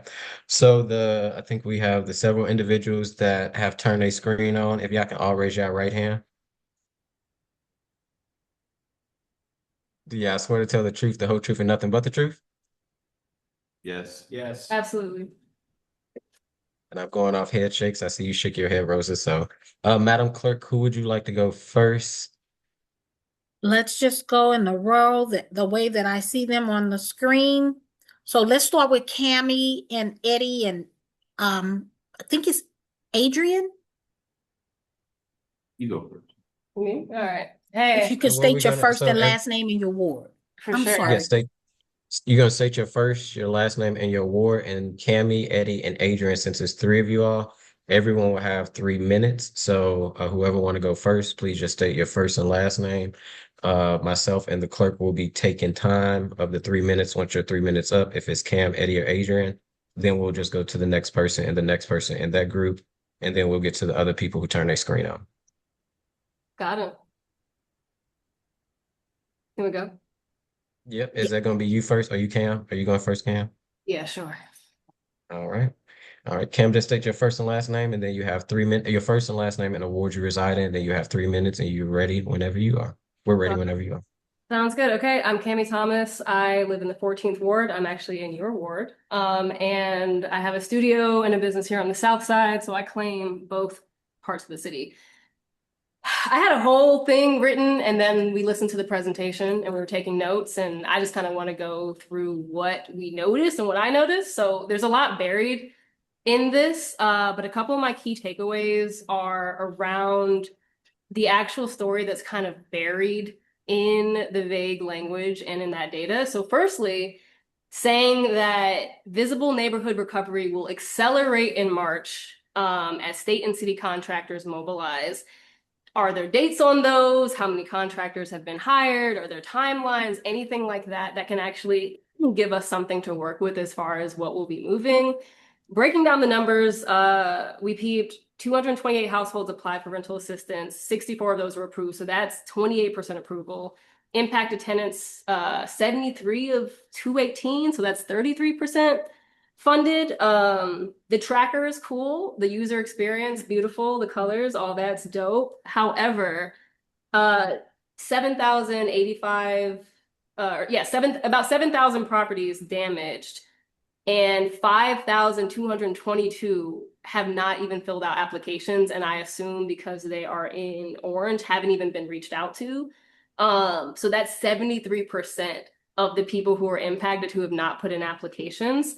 I'd want to know, just looking at this tracker, I mean, these are the neighborhoods that we've been covering. I want to know what the outreach efforts look like that. If these deadlines are coming up, we're talking about February 14th. What are the outreach efforts aside from creating Facebook pages and posts and Julian telling us to share with people? I want to know what the city's doing, what the outreach efforts for the city are. Someone mentioned earlier on the call that, we can't knock on doors. I want to ask why not? That's what we've been doing, just in our free time, knocking on doors. And my genuine ask is if the truth is kind of hidden in the data, if extra support is needed for this outreach, instead of acting like there is a plan there and kind of hiding that in vague language, just say, hey, we need people to help. Because we could do it here at our studio. We have a group of friends, we could go and do it.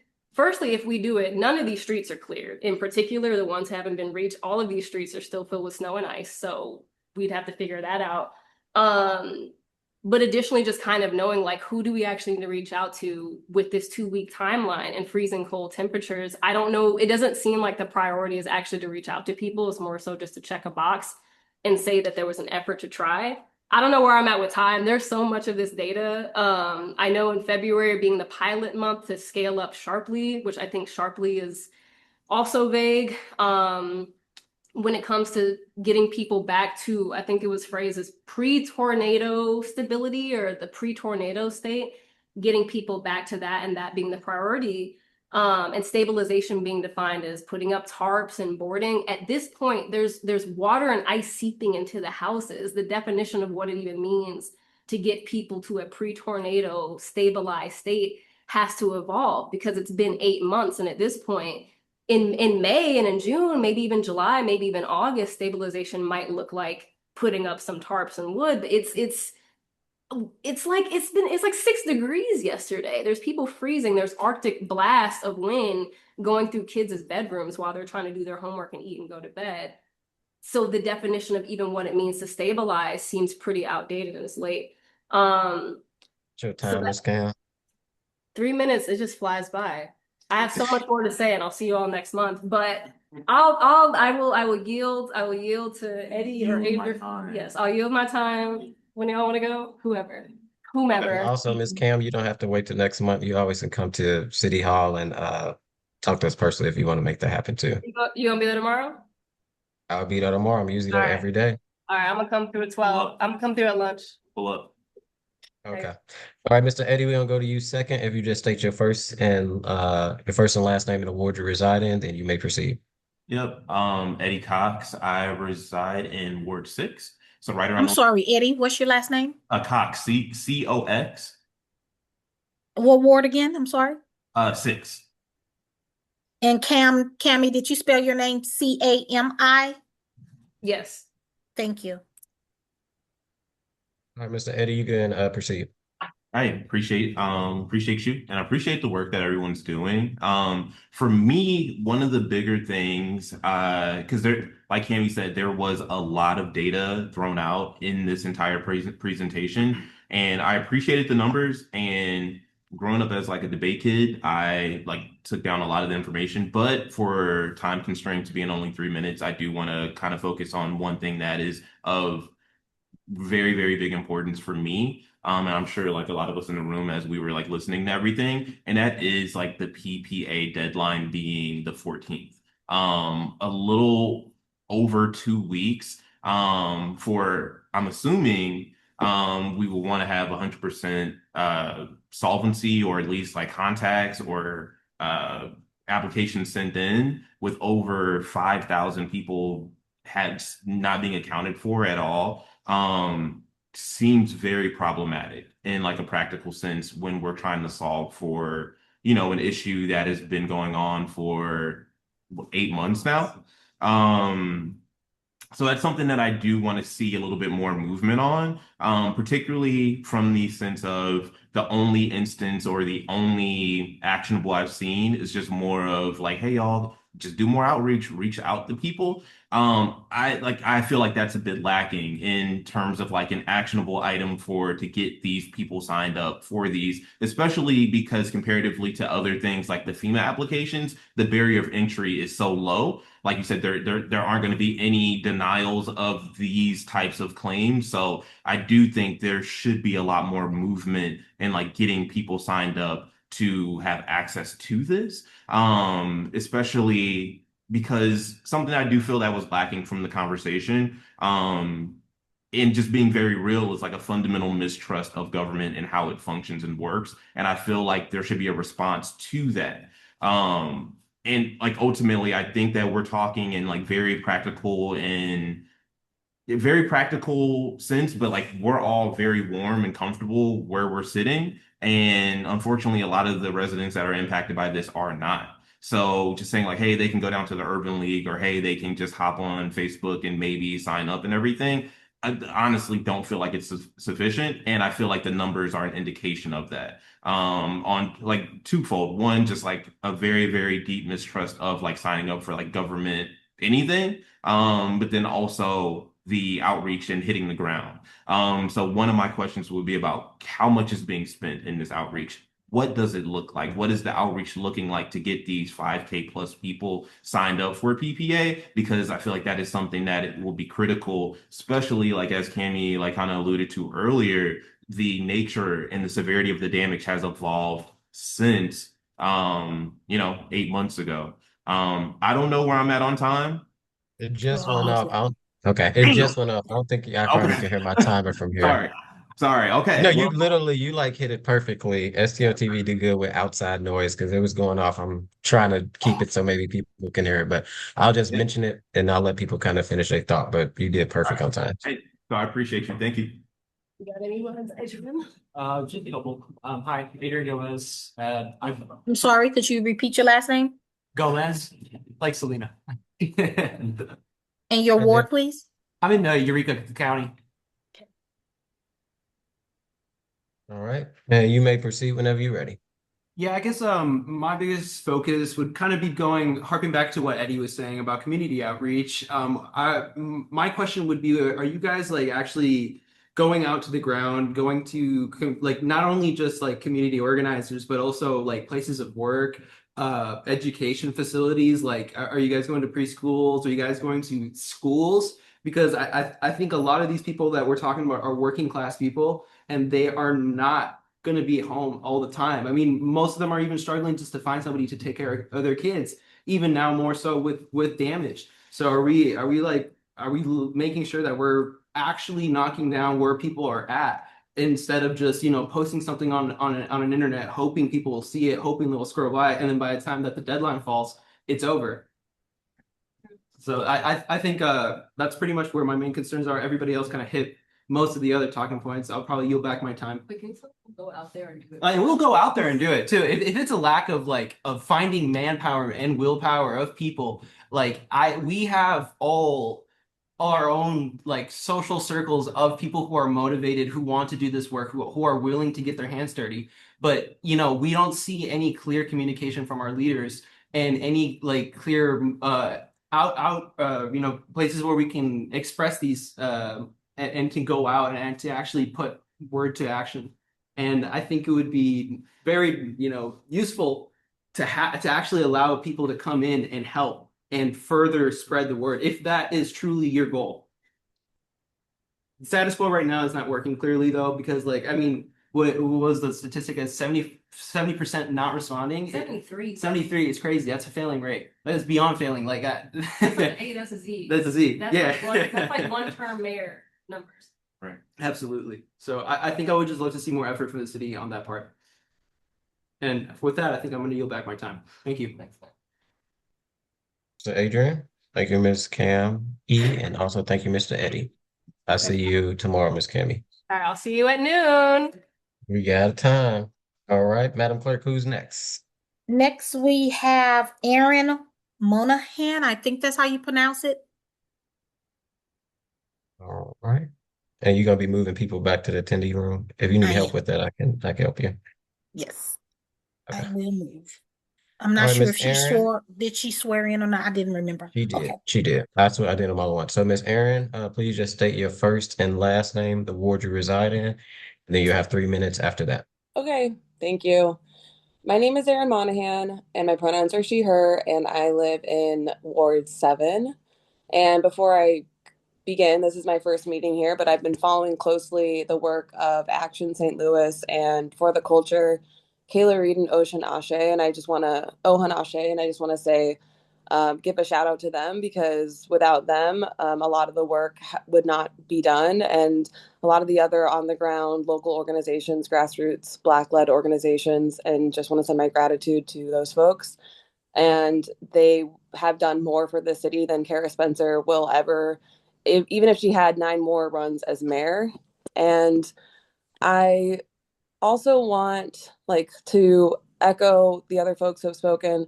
I also want more specific dates about how this is all going to unfold. Like, what are the outreach efforts aside from the Facebook pages and posts, just like the other folks have stated?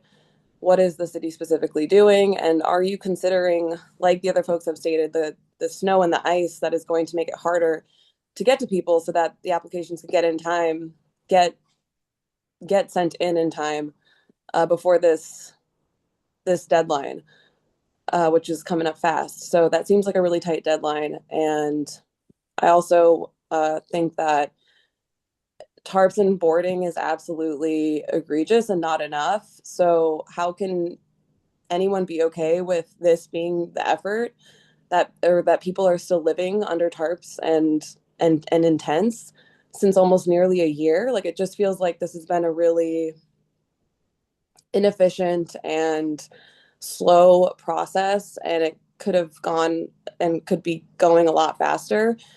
And we've literally just had like negative temperatures and people are living in tents, and the current state of this tornado recovery has been just so slow and egregious. And North City, particularly a community that has been subject to decades of divestment, deserves so much better, more funding and more equitable investment. And I find this is just something that I noted, and maybe it's just my lack of knowledge and understanding about what was said, but I find the rental assistance really concerning. Just like hearing that there were a lot of rental assistance applications, but then a lot of them, the majority of them were denied.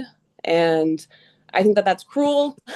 that just sounds cruel. It just sounds not okay. And again, maybe that's my misunderstanding of the whole thing, but I do feel like if people are living in the conditions that they're living in, particularly in North City, where again, like a community that has been seen divestment and neglect historically, then that should be a huge priority, like making sure that people get that rental assistance so that they're not going further into debt or financial hardship.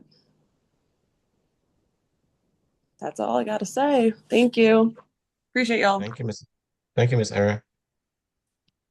Next, we have Miss Dana B. Bacchus. I can spell it if you need me to. Yes, please. You got it. It's B as in boy, ACKUES, and I am in Ward 4. And I'll be short. Just kind of echoing on what everybody else has already said. I do have concerns about outreach efforts. Something I noticed on the ground, a lot of people don't even have IDs. It is already a pretty impoverished community in North City before the tornado. So I have concerns with if we're asking people, one, we already have issues with trust in the government and people not wanting to sign forms, and I understand why, but also like just if we have to provide paperwork that a lot of people lost everything, like how are they getting that paperwork? How are they getting the resources that they need to fill out the paperwork they need? IDs cost money, you need transportation to get there. There's not licensed offices nearby. I think that we need something again for the public eye. I've seen a lot on Facebook, Instagram. Again, somebody mentioned Action STL. I follow a lot of those groups, but people I know don't.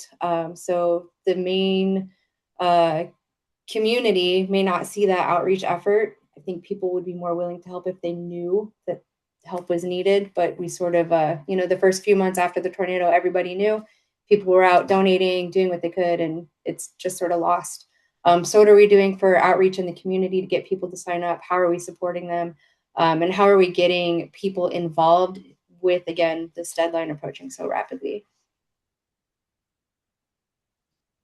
Thank you. Thank you for your time and thank you for coming. Next, we have Miss Jonah Lynn Park. I believe it's Porter. I'm sorry, I didn't realize I was so close to the stack. Yes, I don't think I've sworn though. I should do Madam that. Clerk, are you moving people over? Mm-mm. I see. Okay. I'm Just mistaken. seems- Okay. Okay. Sorry, If you want to raise your hand, Porter, do you swear to tell the truth, the whole truth, and nothing but the truth? I do. All right. I swear. You please just state your first and last name and the ward you reside in. Yep. Jonah Lynn Porter, Ward 8. All right, you may proceed. All right. Well, thank you for giving me a space to talk today. I'm an archivist at the Griot Museum of Black History and a graduate student at the University of Missouri. I'm here today to express my support for the city funding the 314 Oasis nonprofit and expanding its funding. When a disaster like the tornado happens, the damage exists on a lot of levels, as we all know. It kills people, it destroys homes, it takes jobs, and it traumatizes people. The loss of stability and security causes massive harm beyond that initial event. And this is not just true for the individuals involved, but expands outwards across our society and city. So recovery needs to take a holistic approach. And 314 Oasis identifies rest, power, care, and connection as the pillars of their work. When I was assisting with debris removal in the first few weeks after the tornado, I saw this in action. Dr. Punch and 314 Oasis were out with hot meals, community medical partners, but also important personal wellness services and connecting people to aid services that many folks here today have pointed out we need to have more resources put into connecting people with. They're still doing all of this work today, but they certainly need more funding and assistance to do it better. I think, a lot of people might think that prioritizing mental wellness in a disaster situation is, maybe silly or, putting the wrong priorities first. But I don't think this could be further from the truth. The hopelessness and shock of seeing your entire life disappear in a night causes intense mental harm, which can last long after physical injuries heal or this, official disaster passes. Personal spiritual support in a crisis is essential, and not nearly enough services prioritize it despite mental and emotional health being tied to a host of social problems by research. This city, like many in America, has a crisis of people having to sleep on the street. The tornado has the potential, and probably has already achieved the potential, of accelerating that problem. Having to start one's life over is a heartbreaking and suffocating experience. And for some people, the combined burden of work, paying bills, and trying to figure out getting aid is going to understandably be too much for them to handle by themselves. Groups like 314 Oasis are essential to making sure people can get through the hardest times and not spiral downwards. Issues like inadequate housing, and I'm almost done here, and other issues which could be exacerbated by the tornado cannot be policed or developed away. That will never work. We need to provide long-term support services so people are able to recover, to secure their lives, and heal from their trauma. I believe that 314 Oasis is very aware of these facts and is highly qualified to act on it, as they already are. They just need more support. And the easiest way to do that is by increasing their funding. So thank you for your time. Okay, Mr. Aldrich, we have several people that are on now. I can name their names so they can show their face. Juanita Spite, Let's Matt. let's do I think we have two more, Rosa and Ryan. Marnita is Yeah, with the city, and then we'll address that. So let's do maybe Rosa. Rosa and Ryan. Yep. Okay. So Ms. Rosa, if you just state your first and last name and the ward you reside in. Yeah, hi. Rosa Parks, Ward 6. All right, you have 3 minutes. You may proceed. I'm here to demand the city do more for North City. If this tornado happened in South City, the debris would be cleared up, trees would be replanted, houses would have roofs on them, and families would be in stable and livable homes instead of unhoused in tents or in hotels. The Ram settlement is sitting in a bank accruing interest while our community is immensely struggling. North City has already been disinvested in by the city for centuries, and the disinvestment has created a pocket of St. Louis that is often forgotten and villainized, even though it's filled with real community who care deeply about their neighborhoods and staying in those neighborhoods.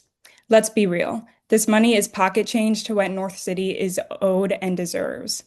I ask that you allocate all of the Rams money to tornado recovery in North City, and you invest the Rams money and then invest more. And with that, make sure community is centered at any and all investments. North City doesn't need more geospatial or AI buildings at all. North City needs community-owned investments into its culture, its vibrancy, its local businesses, and its infrastructure. So I really just would like you all to consider and allocate all of the Rams money to tornado recovery, because our neighbors are struggling and we should not let them down. Thank you. Ms. Parks, good to see you again, and thank you for all you do for the city. All right, we're going to go over to Ryan. If you can just state your first and last name and the ward you reside in, and then after that, you have 3 minutes. My name is Ryan Diebel. Do you need that spelled? Yes, please. Dieboll. Spell it one more I time for me. Dieboll. I live in Woodson Terrace County. All right, Mr. Ryan, you may proceed.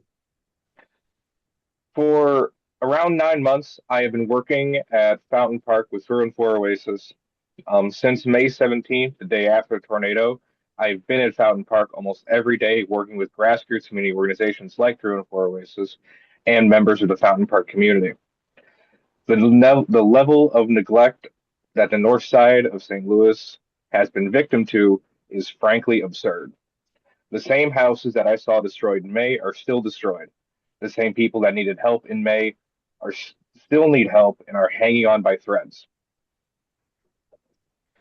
The small amounts of money people have received from FEMA is not enough. And I mean, I think all of the Rams settlement money, remaining Rams settlement money should go to places like 304 Oasis and other community organizations doing the work that the city is saying that they're doing. We solve the outreach problem you guys have. We have caseworkers on site every time we're out. We can reach a lot of people. We provide mental health care, physical like health care.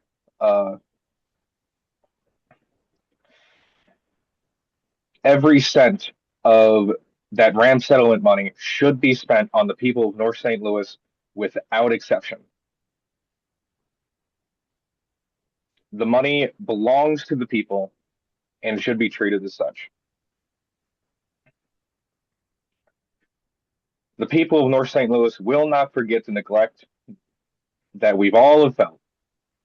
We will continue to apply pressure to the city to do what we all know is the right thing, and we will continue to organize and work together until what needs to be done is done. All right, that's all. Thank you, Ryan. Thank you, Ryan.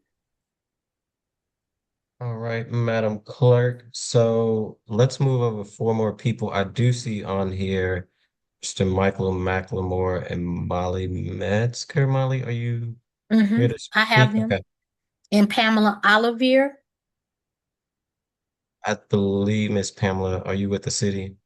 See the date Is she, below the name. is there a date on her name? If She's if with there's I'm she's dates, with the city. I'm she's one of the with city. panelists. Oh, if okay, you I'm see sorry. dates below their That's name, okay. Madam Clerk, they're with the city. Okay. So So let's I move have over. Christopher Suddick. Is that who you moving over? They are over. And Melanie Marie. Okay. And since we got 4 right now, let's just do that 4. And then next round we do another 4 and another 4. So everyone who just moved over, please just raise your right hand. Do you swear to tell the truth, the whole truth, and nothing but the truth? Yes. I do.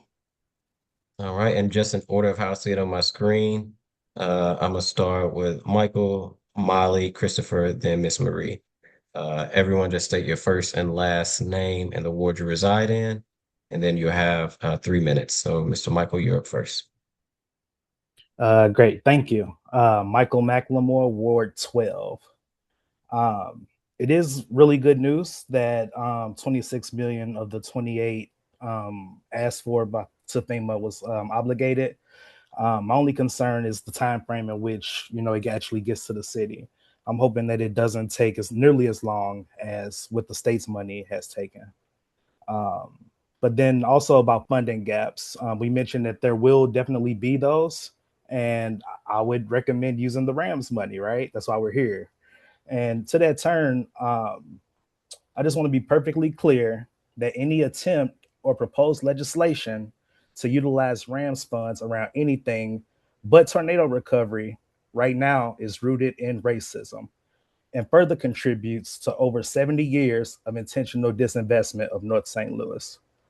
Utilizing those funds for anything else right now only sends a clear message to the people of North City that you don't give a damn about Black people.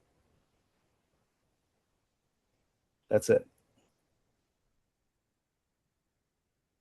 Thank you, Thank Mr. you. Michael. We're gonna go next to Miss Molly. Molly, just state your first and last name, ward you reside in, then you have 3 minutes after. All right, Molly Metzger, 7th Ward. So my testimony is in solidarity with everyone else who's been speaking tonight. I'm going to bring in some research to the conversation as well. So I'm a teaching professor at WashU's Brown School of Social Work. And 1 year ago, while teaching at WashU, I was also a student at St. Louis Community College. I was taking a FEMA course called CERT, or Community Emergency Response Team training. And the premise of CERT is that in the event of a disaster, the first responders can't do it alone, that community members are a crucial and potentially life-saving part of the picture who should be trained, supported, and treated as partners in emergency preparedness and response. And I learned a ton at St. Louis Community College, but as I was taking the course, I was also feeling really uneasy. Americans, including St. Louisans, move frequently. sometimes voluntarily, but often involuntarily due to eviction or other displacement. And forces like neighborhood instability and school closures make it harder to know our neighbors, to build community, and to know who we might need to turn to or who we might need to look out for when a disaster happens. And a model like CERT won't work if we don't have connected communities and if local government isn't meeting people where they're at. And I've been thinking of fascia. Stay with me here, but I've been thinking about fascia as a metaphor here. Fascia is the connective tissue that supports and connects every structure in our bodies. And it's easy to take fascia for granted, but an injury to fascia reminds us how fundamentally important it is. It's hard to move, it's hard to thrive without healthy connective tissue in our bodies. And as a society, we have devalued our fascia, our connective tissue. I'm thinking of people in the neighborhood who organize the block party, the families, teachers, and staff running PTOs in our schools, the library staff who help us access everything from books to legal services to gun locks to telescopes. And all of this labor of social connection is really important, but again, it's easy to devalue it in a society that often values competition over care. So as I wrestled with these questions of community connection and disaster preparedness a year ago, I brought them to my social work students at the Brown School, and they ran with this work, interviewing St. Louisans who are part of our community fascia in different ways, from winter outreach volunteers to public servants working in emergency management. And then the tornado happened, and many of these students joined the mutual aid efforts and used those experiences to further inform their research. And so the students produced a report that I'm putting in the chat right now. And I'll drop off hard copies later this week. And the big takeaway, as many others have said tonight, is we need to invest more deeply in the work of on-the-ground community groups, healers, those who are present in the day-to-day. And in tonight's update from Julian Nix and his team, there was acknowledgement of the need for better outreach and integration of services under the Recovered Residents pillar. My students' research suggests that deeper investment in the existing social fabric in the Northside neighborhoods that were impacted by the tornado, so groups like 314 Oasis and others, would be an important part of that more holistic and integrated approach. And it would also help toward overcoming the mistrust that was named in other testimony given tonight. Thank you. Thank you, Ms. Molly. And yes, please, if you can come to the board and have 15 copies, enough for the board and also the president's office, that would be great. Yep, will do. Thank you. All right, next we're going to go to Christopher. Christopher, just state your first and last name and the ward you reside in. Yeah, I'm Christopher Sudlick. I live in Northwoods in the county, but I organize with a variety of groups inside St. Louis and across the state of Missouri now, including the PSL and a bunch of others. I'm here to speak, at least in part, in support of Dr. Punch and 314 Oasis. They've been an amazing program. The city, since early last summer, has been talking about the difficulty of reaching people and connecting with those on the ground. But Dr. Punch is out there doing it. And so are a lot of these other grassroots organizations like Action St. Louis, and they have a direct connection to the people. They do the outreach, they go door to door, they connect with people, and they build the relationships that are necessary to connect communities with resources. And what we've seen instead since last summer is an increased propensity to hire various high-powered contractors and consultants.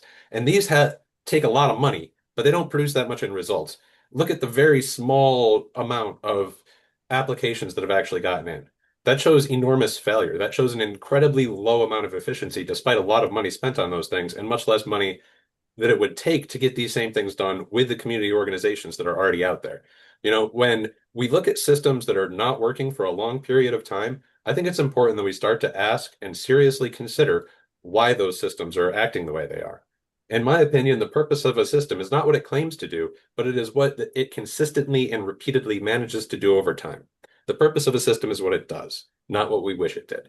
And I think we need to really reevaluate the leadership and the structure of power and who's making the decisions and putting money where, and try to redirect that more to the people and to the community and to the excellent organizations and prominent organizers that have been putting in the hard work to bring relief and repair to this city. And I also think we should put all of the Rams money there. Thank you. Thank you. Thank you, Mr. Christopher. Next, we will go to Ms. Marie. Ms. Marie, you have, just please state your first and last name and the ward you reside in, and then you have 3 minutes. Thank you. I'm Melanie Marie. I live in Ferguson. You may Hi, proceed. thank you. I'm speaking Thank you. today. I'm speaking today as someone standing with impacted families who are still waiting to recover from a disaster that turned their lives upside down. I want to be very clear. Our communities are not asking for miracles. We are demanding action, transparency, and dignity. It has been months since the tornado, and while we continue to hear that the funds have been allocated, the lived reality on the ground tells a very different story. Out of tens of millions allocated for recovery, only a small fraction has actually been spent, and families are still displaced, still navigating debris, still waiting for repairs, and still unsure when help is actually coming. Again, allocation without action is not recovery. Press runs without progress is not recovery. And asking traumatized residents to wait even longer to feel some sense of relief is not acceptable. As of today, January 28th, this city effectively telling impacted residents to wait until March to feel meaningful recovery. Let's name what that means. That's 32 more days, 768 more hours, 46,080 more minutes of uncertainty for elders, parents, and children who have already lost safety, stability, and trust. We are also deeply concerned by whispers about using a significant portion of the RAM Settlements Fund for water infrastructure. Let me be clear again, infrastructure matters, but it cannot come before people. You do not rebuild pipes while families remain displaced. You do not prioritize long-term capital projects while residents are sleeping in hotels with mold, broken fixtures, and unsafe conditions. Although we are grateful housing programs are available, the hotel program as it currently exists is failing people too, which is probably another reason for people not wanting to participate in that program. Families placed in locations like the Quality Inn in Hazelwood are living in deplorable conditions. Without consistent access to clean spaces, without the ability to cook fresh and hot meals, and without dignity. This is not emergency assistance. This is warehousing trauma. And for every dollar already allocated but not spent must be accounted for. Who controls it? What are the barriers? And when will residents actually benefit? Because March is disheartening, especially when it's already been 256 days. That's 6,166 hours of time waiting. We are asking this body and recovery team for an accelerated recovery timeline with weekly benchmarks for public to track. The opportunities to review these presentations at least 24 hours in advance, and immediate improvements to temporary housing, including safe conditions and access to cooking and basic needs. And last but not least, we need all of the RAMS money to go to North City and impacted neighborhoods.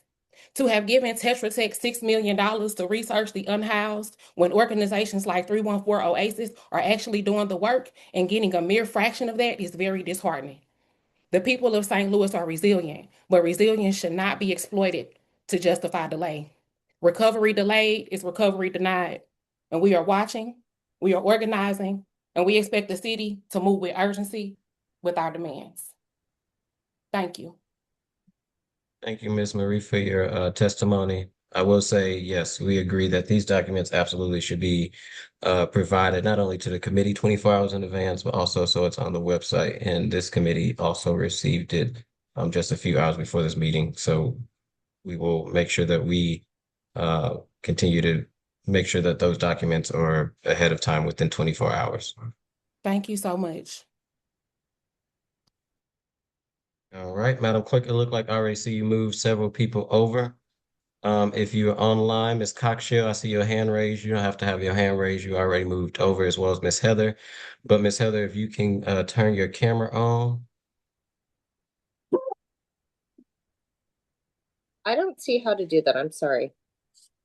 It should be right next to the mute button. Where you turn the audio on, there should be a button that says video, Yeah, I don't have that. or it should say start video. No, for some reason I don't have that. I'm on my iPad, so I don't know if this appears differently than any Zoom I've been in. Do you have a camera on your iPad? I do, yet I don't have a camera option. Okay, what we will do is we'll let you try to figure that out. We'll keep you on this side. If you can just go on mute as you figure that out, that will be And if you need to get on your phone or another way to do your Zoom, we want to make sure your voice is heard. But for the ones that is online, could you please raise your right hand?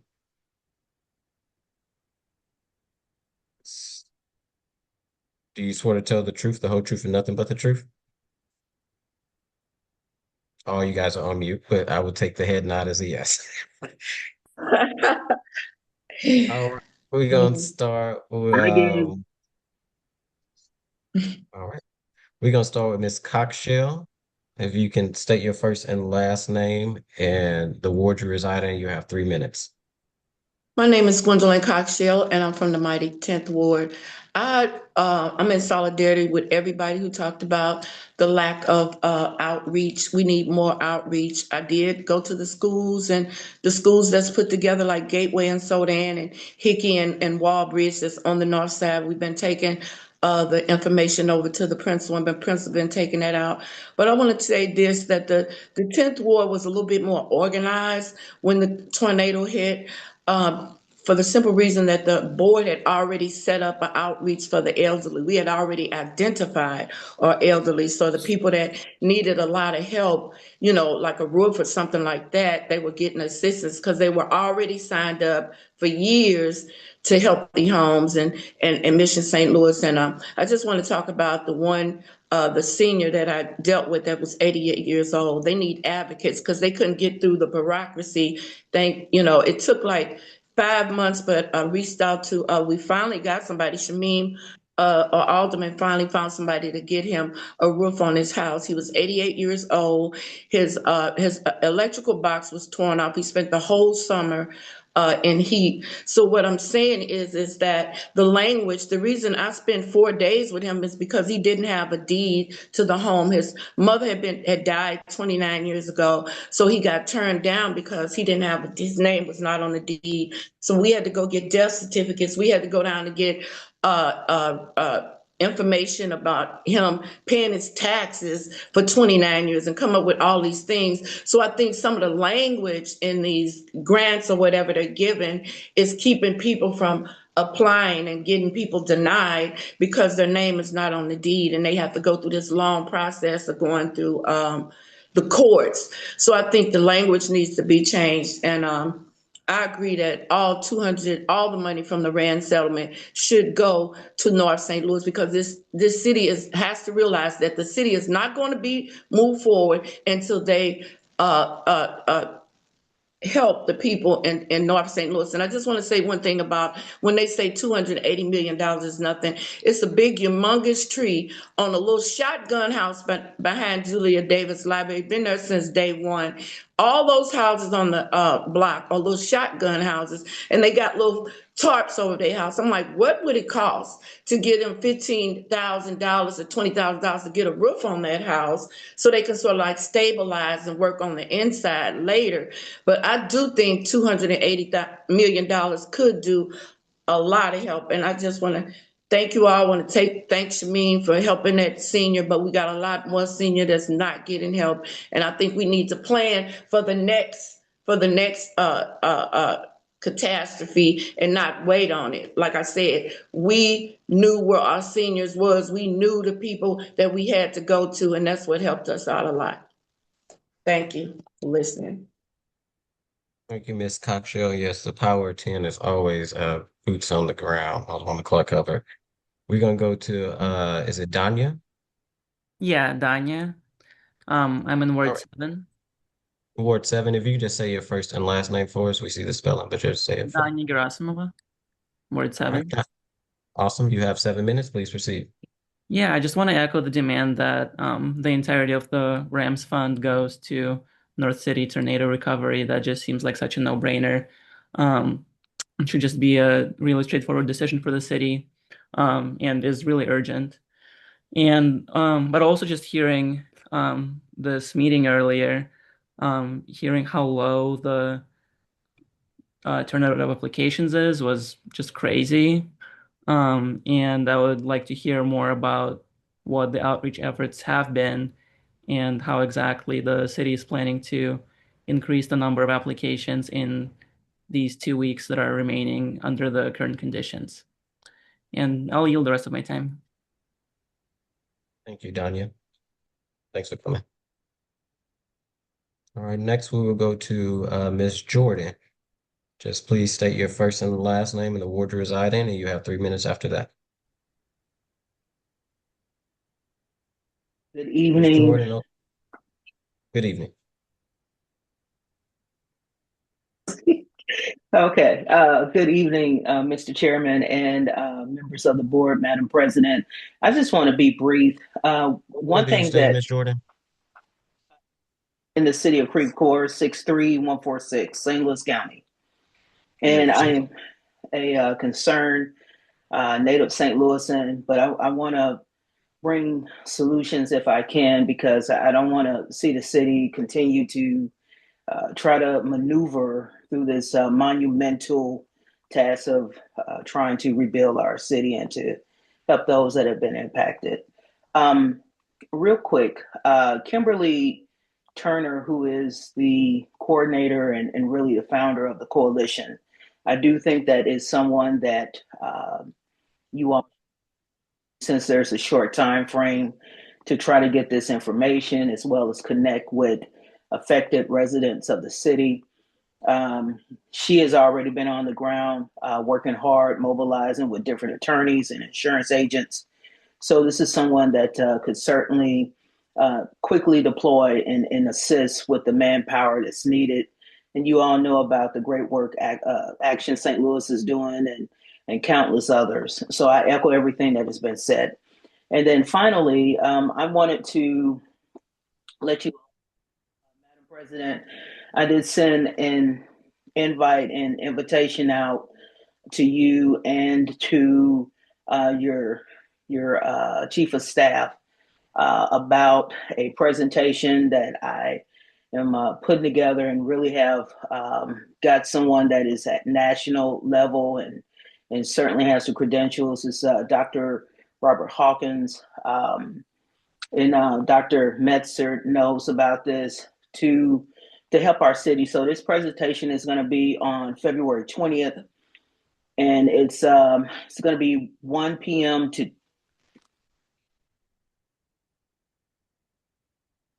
I don't want to give you the wrong time, but certainly members of the board, I do encourage you all to reach out either to President Green's office or to me.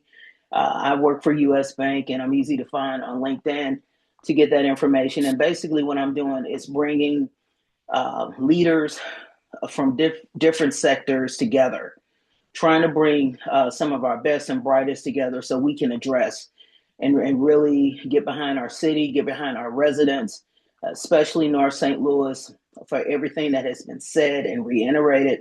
I just want to make sure that we're doing everything necessary to help you all succeed. And that's really my interest at this time that I wanted to so I've already invited you all.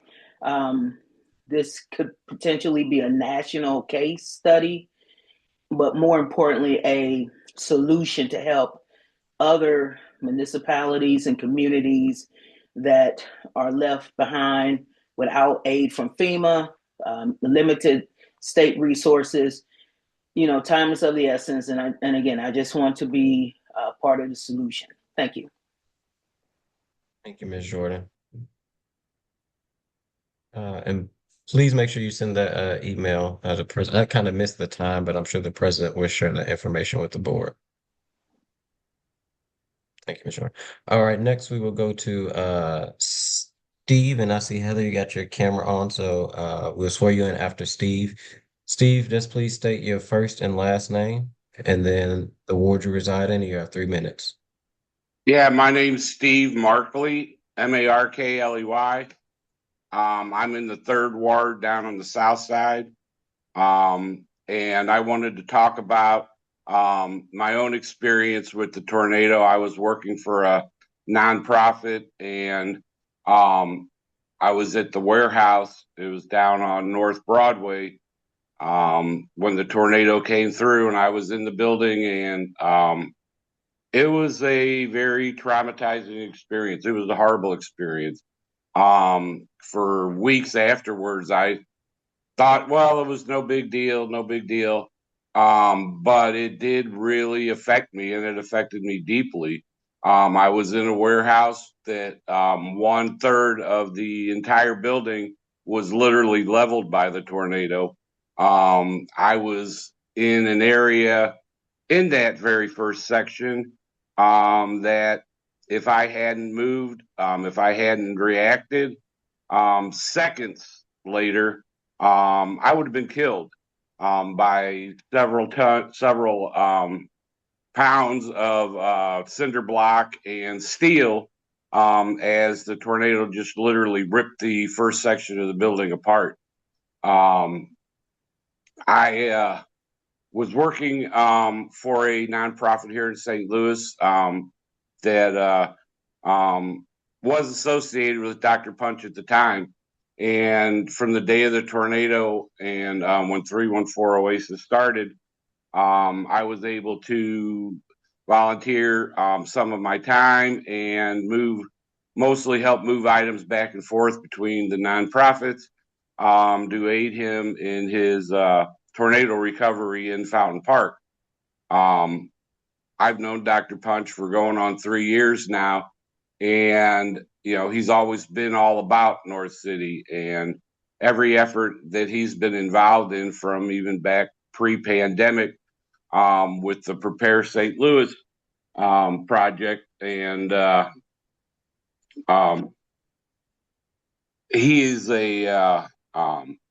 he's given his all to North City and literally given his all. And on a personal note, I just want to say that he literally lives and breathes for this work, and it is so vitally important to him. And it's been so difficult in this present effort for him to find adequate funding to do all of the things that you all have been talking about this evening.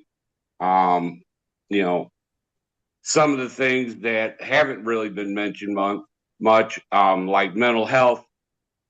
One of the things that really helped me through all this was that I have the ability to talk to him, people around him, and share my story and share my feelings. And one of the great things about 314 Oasis and the hubs that they've set up, right? They are little community centers. They're basically mobile, temporary community centers where several people who were physically impacted by the tornado can sit, share their stories, and talk about their feelings and how it's affected them, and it really helps, right? I mean, So sometimes Steve, if the you best can, thing you can have is a listening ear.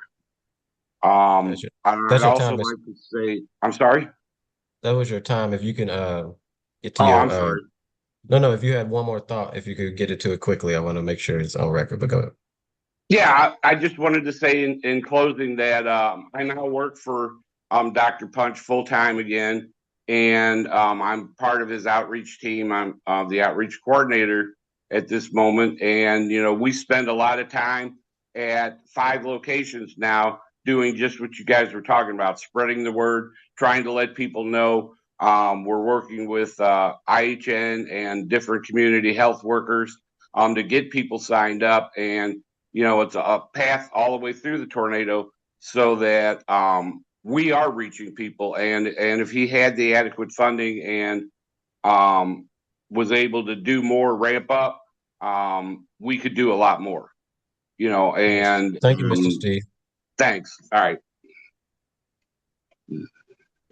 All right. If we can go to Heather, I see you got the camera working. We just want to swear you in. We did move the other 4 over. So while we're swearing in Heather, everyone else that got moved over, we'll do it in one whop.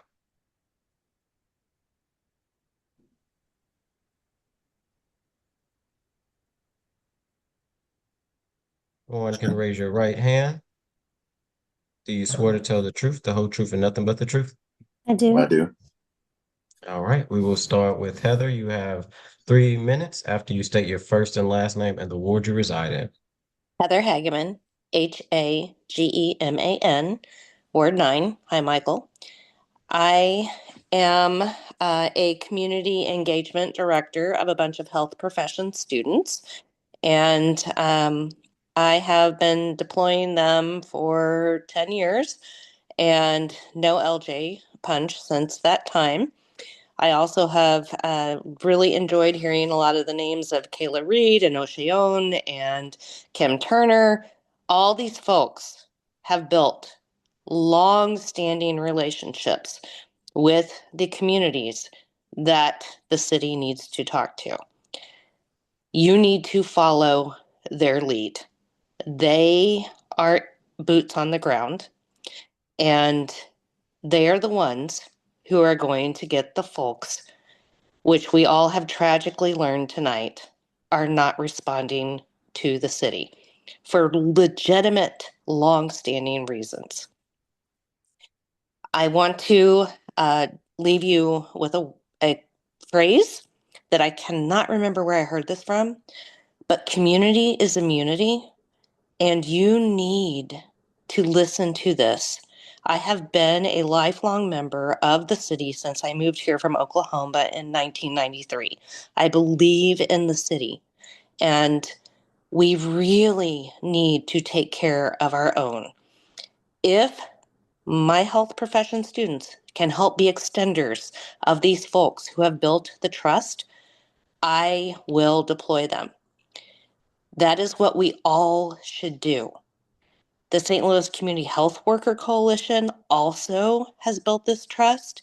They can help you. The IHN, you need to reach out. We need to let go of our egos and let these folks do their jobs, which means, as many people have said before, they need our financial and time investment. That's all. Thank you, Heather. All right, next I will go to Dr. Legendary LJ Punch.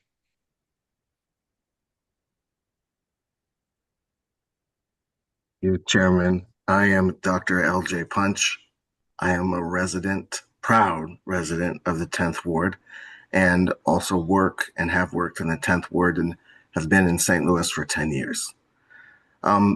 First of all, I want to begin by saying 3 minutes is not nearly enough to communicate the months of observations that we have made collectively in the wake of the May 16th tornado. So I'd like to request additional time to meet with the Board of Aldermen to share my observations. I am a community health advocate and trauma surgeon and have stood by St. Louis through numerous community health crises, including the pandemic, the rise in overdose, the rise in homicide, and now the impact of this tornado, all along also recognizing the deep impact of housing insecurity and people's health and well-being. I'm extremely worried that this moment represents an actively worsening humanitarian crisis at a scale that no one is really describing, no one is really addressing, and no one is really talking about. People are experiencing a level of loss and pain like I have never seen. I have frequently described the path of the tornado like a bullet injury that tore through St. Louis's heart itself. I also want to speak, though, specifically about this meeting and Board Bill 31 and how much I want to implore the Board of Aldermen to stand in accountability the intention of this bill. The bill was set aside for flexible, rapid funding, but as of today, and what we heard earlier, 37% of just Board Bill 31 has actually been spent. That doesn't feel rapid and it doesn't feel flexible. It feels like so much of the spending for this bill has been tied to a cost recovery pathway.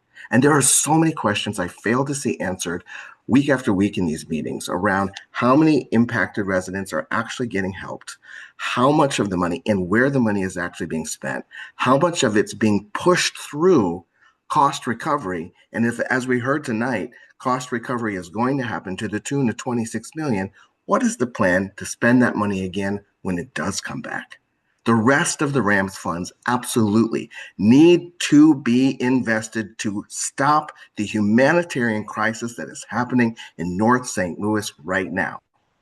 But it needs to be done in a way that does not encumber these funds with a process of being able to stand up to FEMA standards and instead honor the intention of Board Bill 31 for flexible and rapid funding. The funds that should have been the easiest to spend have turned out to be the hardest to get. And organizations like the one that I have been part of, 314 Oasis, to this date, have gotten less money than was given to Tetra Tech, a national entity, just to study on-house services in St. Louis. $300,000 for them, $286,000 for us. So much of what we heard today, but a lack of engagement is because of a lack of trust. And people on the ground, community entities, are the ones to do it. I want to deeply thank Action St. Louis, Invest STL, many of the Black leaders across the city, including For the Ville, who have inspired me to somehow hang on and keep going. But I don't think the Board of Aldermen is doing enough to hold this process accountable. Demand details just for the money that you said was supposed to go to the people, the easiest, the fastest, and the most deep. And I'm asking for a meeting to deeply discuss the visions that we've had, the work that we think can happen, and a way forward so this crisis ends as fast as possible. Thank you, Dr. Punch. I will work with Clark Hubbard to see what we could do to make sure that you come back, if not in front of this body and other organizations, but even if it's a solo meeting, to get that information so that we know how to move forward at the board. So thank you for the work you do. Next, I will go to Addie. Addie, you have, if you just state your first and last name. Yeah, sure. Addie Gray, it's all spelled out there on there. I'm a resident of Ward 6. I moved to the city in June of last year. But before I moved to St. Louis, in May, I came down and drove a couple hours because my comrades in the Party for Socialism and Liberation put out a call and they said, we need people down here. And so May 22nd, I think, was the first day that I drove down and drove straight to Fountain Park, and city wasn't there. And this was almost a week after the tornado. But we were there. Dr. Punch and 314 Oasis were there. And we were the ones who were there on the ground immediately. And I remember showing up, and I was in my red shirt. And I hadn't even set foot in the park yet, and people were shouting down the street at me, thank you for being here. Thank you for doing what you're doing. And so I think what we've learned today, and what a lot of us already knew, was that if we're going to get community engagement, if we're going to get those 5,000 people to fill out these applications, it's not going to come from city aldermen doing outreach. It's going to come from the organizations that have been on the ground since the beginning, that have built that trust, and who have been doing the work this entire time. The work that 314 Oasis has been doing has been absolutely incredible. I've been blown away, and I know that they have that trust. And so I would just encourage that, you know, if what they've been able to do with less than $300,000, like, imagine what they can do with so much more of that. Every cent of this money should be going to the organizations that have been on the ground doing the work already. That's all. Thank you. Thank you, Addie. All right, next we'll go to, is it Miss Kanisha? Did I say that right?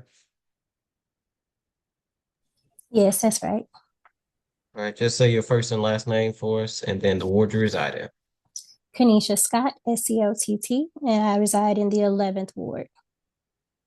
Okay. You have 3 minutes, you may proceed. Okay, thank you. So first, I would like to say that I appreciate showing all the new changes that have been made, and especially the revisions to applications and being able to apply for them without income restrictions. One of the things that deterred me from applying from FEMA and other things is that I am a homeowner in the 11th district, and then I knew that I wouldn't qualify because of income. So to hear that there are other things that we can use and other places that we can apply for is very beneficial. And also I have homeowners insurance, which they did come out and do an adjustment. However, from the adjustment, they allowed it 6,000 and only gave me 3,000, but only covered my privacy fence. And I still had to add another 3,000 to that just for repairs, not for full replacement. So now they had roof damage, but it wasn't visible as far as there was some leaking, but there wasn't considerable damage that they determined. But now that we've had snow, I'm literally leaking from the second floor all the way down to the kitchen. And I had to have someone come out and do all that. And what I'm finding, and especially what I found with my fence, I just got it fixed in November. As we know, the damage was in May. Every time you call a contractor after giving the information, they ask for your address and they say that, oh, we don't service that area. That's very discouraging. And for the fence example was definitely a prime example. I received information from the people across the street from me who were getting 2 decks built, privacy fence, and a garage, which they did not have. They didn't have a garage. They only had a privacy fence and 2 decks. Totally built. And I asked for the company's information. I called the company and they took all my information only to tell me they don't service my area. When I questioned, so you telling me that the people across the street can be serviced, but I can't? What's the difference? Then they put me on hold, expecting me to hang up, and then said, oh yeah, we service you all because, it's the tornado, and put me on a list in December. When I called to follow up in August, they were like, oh yeah, your date is until January. They moved me back without my knowledge. And when I just told them I didn't know that, they moved me up to November. That's the only reason I got moved up. No one notified or called me. And again, for my roof, I called 3 companies prior to being able to get someone out to at least patch it until the snow melts for me to get another estimate. So it's very discouraging in this area to try to find contractors as a person who's a homeowner and have full coverage homeowner insurance to get things done, and then only to have my insurance company find other ways to not give the full allotment to put me back in previous state before damage. I'm not asking for anything to be completely done. I'm not asking for you to rebuild my whole home. I'm asking for you to put me back to where I was. And to come up with extra funds is very frustrating, but I do appreciate that there's been information provided that we can still apply, yet wait for at the same time. I have not seen anyone come out as far as outreach goes. I do pay attention to my emails and my notifications as it pertains to these meetings and different things like that. So it's beneficial. No one knocked on my door. I did see red signs and yellow signs all over the neighborhood, but no one knocked to ask. My damage was primarily in the back of my home. I had to come out of pocket for ripped out electricity, boxes, all of that before Amber could even come, trees, all of that stuff. There's still a limb, matter of fact, over the back that, my neighbor needs to, report, but I can't report. There's also been dumping reported in my area. I've reported the dumping from the people who were getting their home fixed across the way. What happened was they came out, they were sitting there. I came out, hey, are you there to take care of the dumping? Illegal dumping, by the way, by contractors and others, where there's bricks, trash, and debris, which is crowding up my carport. And they told the people, they asked me, oh, do you have pictures? Do you know who's doing it? I said, yes. Are you willing to talk to the police for a report? I said, yes. This is the city forestry. Instead of getting it taken care of, they went around and told the people. And next thing I see them picking up stuff from their home, only for a little while. And now there's bricks still out there. There's old wood. There's old tree rubbish. The trash can is falling apart. The trash is always overpiled and overflowing behind my yard. And all the way down the street, everything else is clear. Been reported multiple times, but nothing's been done. So I would love to see some more activism towards items that have been reported, because I do report them.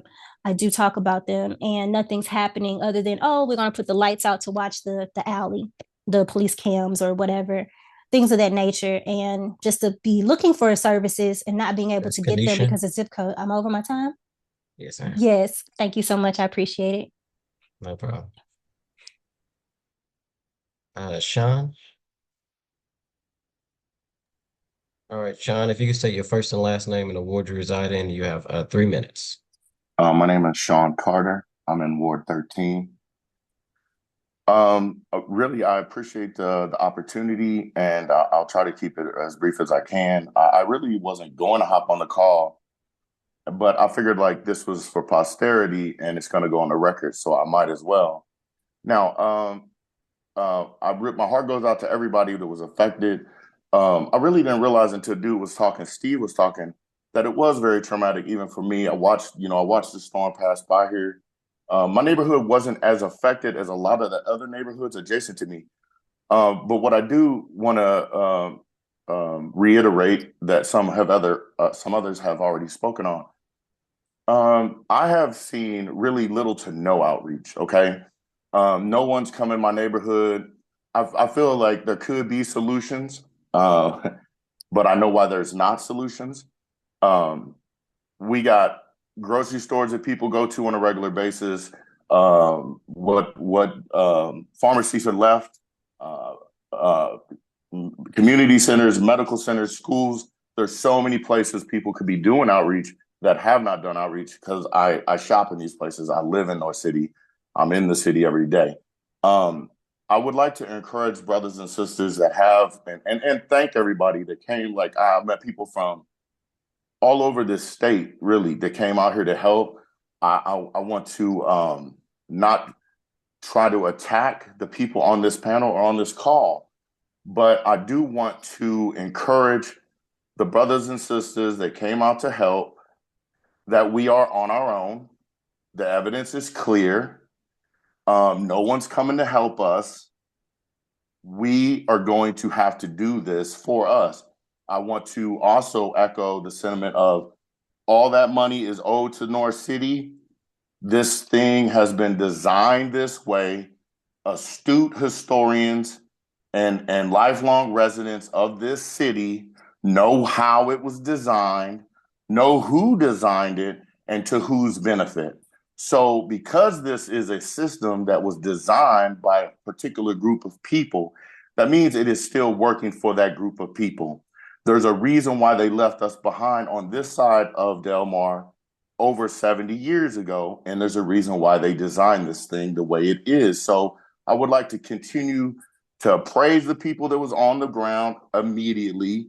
I don't think there was a lot of officials from the city except to make photo ops and things of this nature. So we have solutions. We can do this ourselves. The people are here.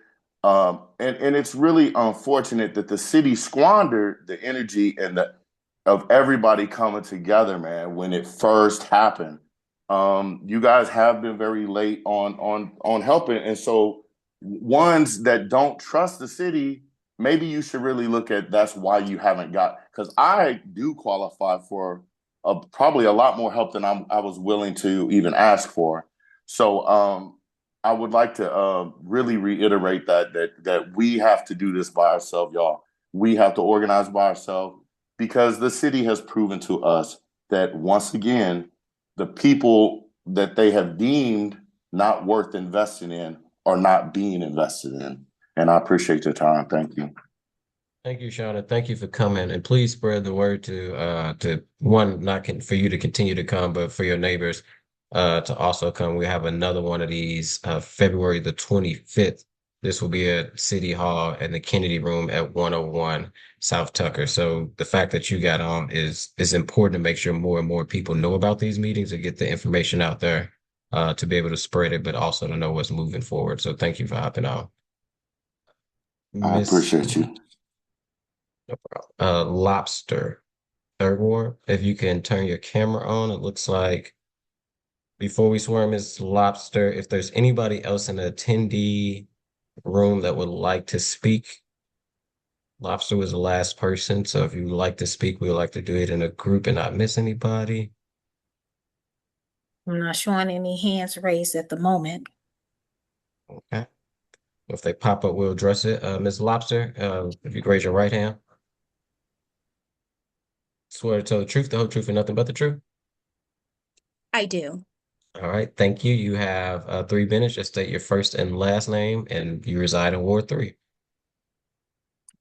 Yes, good evening, everybody. So my name is Amina Lobster, and I'm a current resident of the Ward. So I'm here as both a concerned resident, a member of the Tornado Advisory Committee, and a member of Transform 314. And I've previously had the opportunity to testify in front of the committee. And when I did compare the tornado to Hurricane Katrina. And I fear that we are coming dangerously close to repeating some of the same mistakes that they did and some of the same mistakes that I've previously mentioned when I testified. So Katrina left some of the most vulnerable populations feeling hopeless. As many said during Katrina, it takes a natural disaster to reveal a social disaster. But for the city of St. Louis, the social disaster was already apparent prior to the tornado, and now it is only heightened to dangerous levels.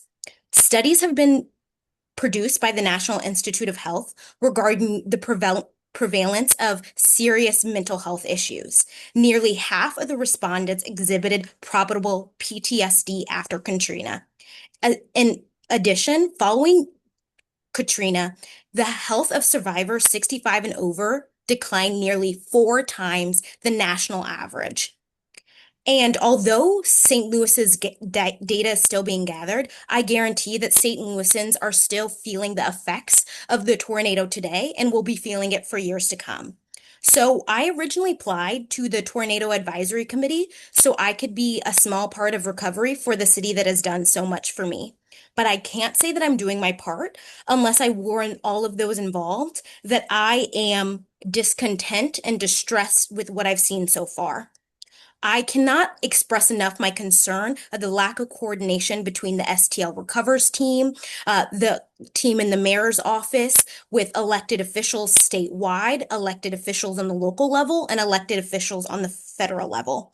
We cannot continue to have nonprofits bear the brunt of recovery without the probable support that they need. I have witnessed passion from so many, as I mentioned before, including those in the STL Recovers team, but passion alone can't bring back homes. Passion can't bring food and water to the table, and passion has never been able to take loved ones from the grave. And if we continue on this road, we will see the death of so many. It may not be today, it may not be tomorrow, but in the years to come, we will see those lives lost, and we cannot afford to continue to go on this way. So we need to continue to proceed as if our loved ones are at stake, because for so many people, it is their loved ones at stake. Thank you. Thank you. All right, I don't see any more in the attendee section. If anybody, we will go to alders next, but if anybody, Pam, I'm sorry, Alderman. Yeah. There is one person I think we're trying to. Her name is Amber. Amber. Cole. She said her hand is raised. Do you see her on the attendee side? No. No. Amber, if you are, can you raise your hand again or turn your camera on?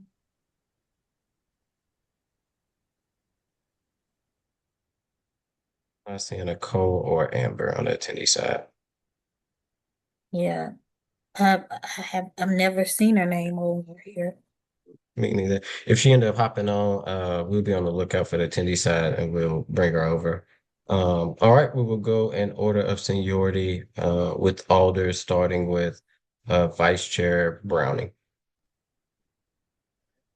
Thank you, Chair Aldridge, and thank you to everyone who came and testified tonight. It was really great to hear the stories that people relayed from that day. I know I've heard many from my own residents in my ward, and I know it's good to hear just how people were impacted, and as well as the ongoing need.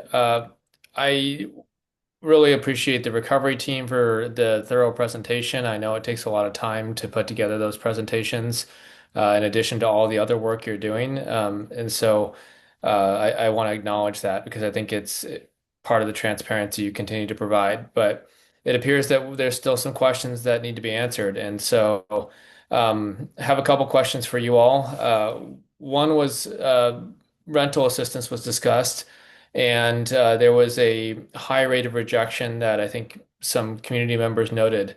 What was the most common reason for denial for rental assistance? Is that something that you have on record?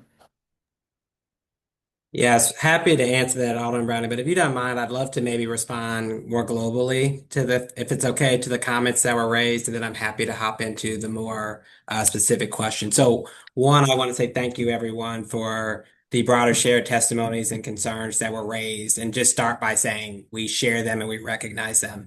So I want to take a moment to maybe talk through a few things. One of them, the clear sense is this is taking too long, and the lived realities of what people have to sit with within this broader disaster.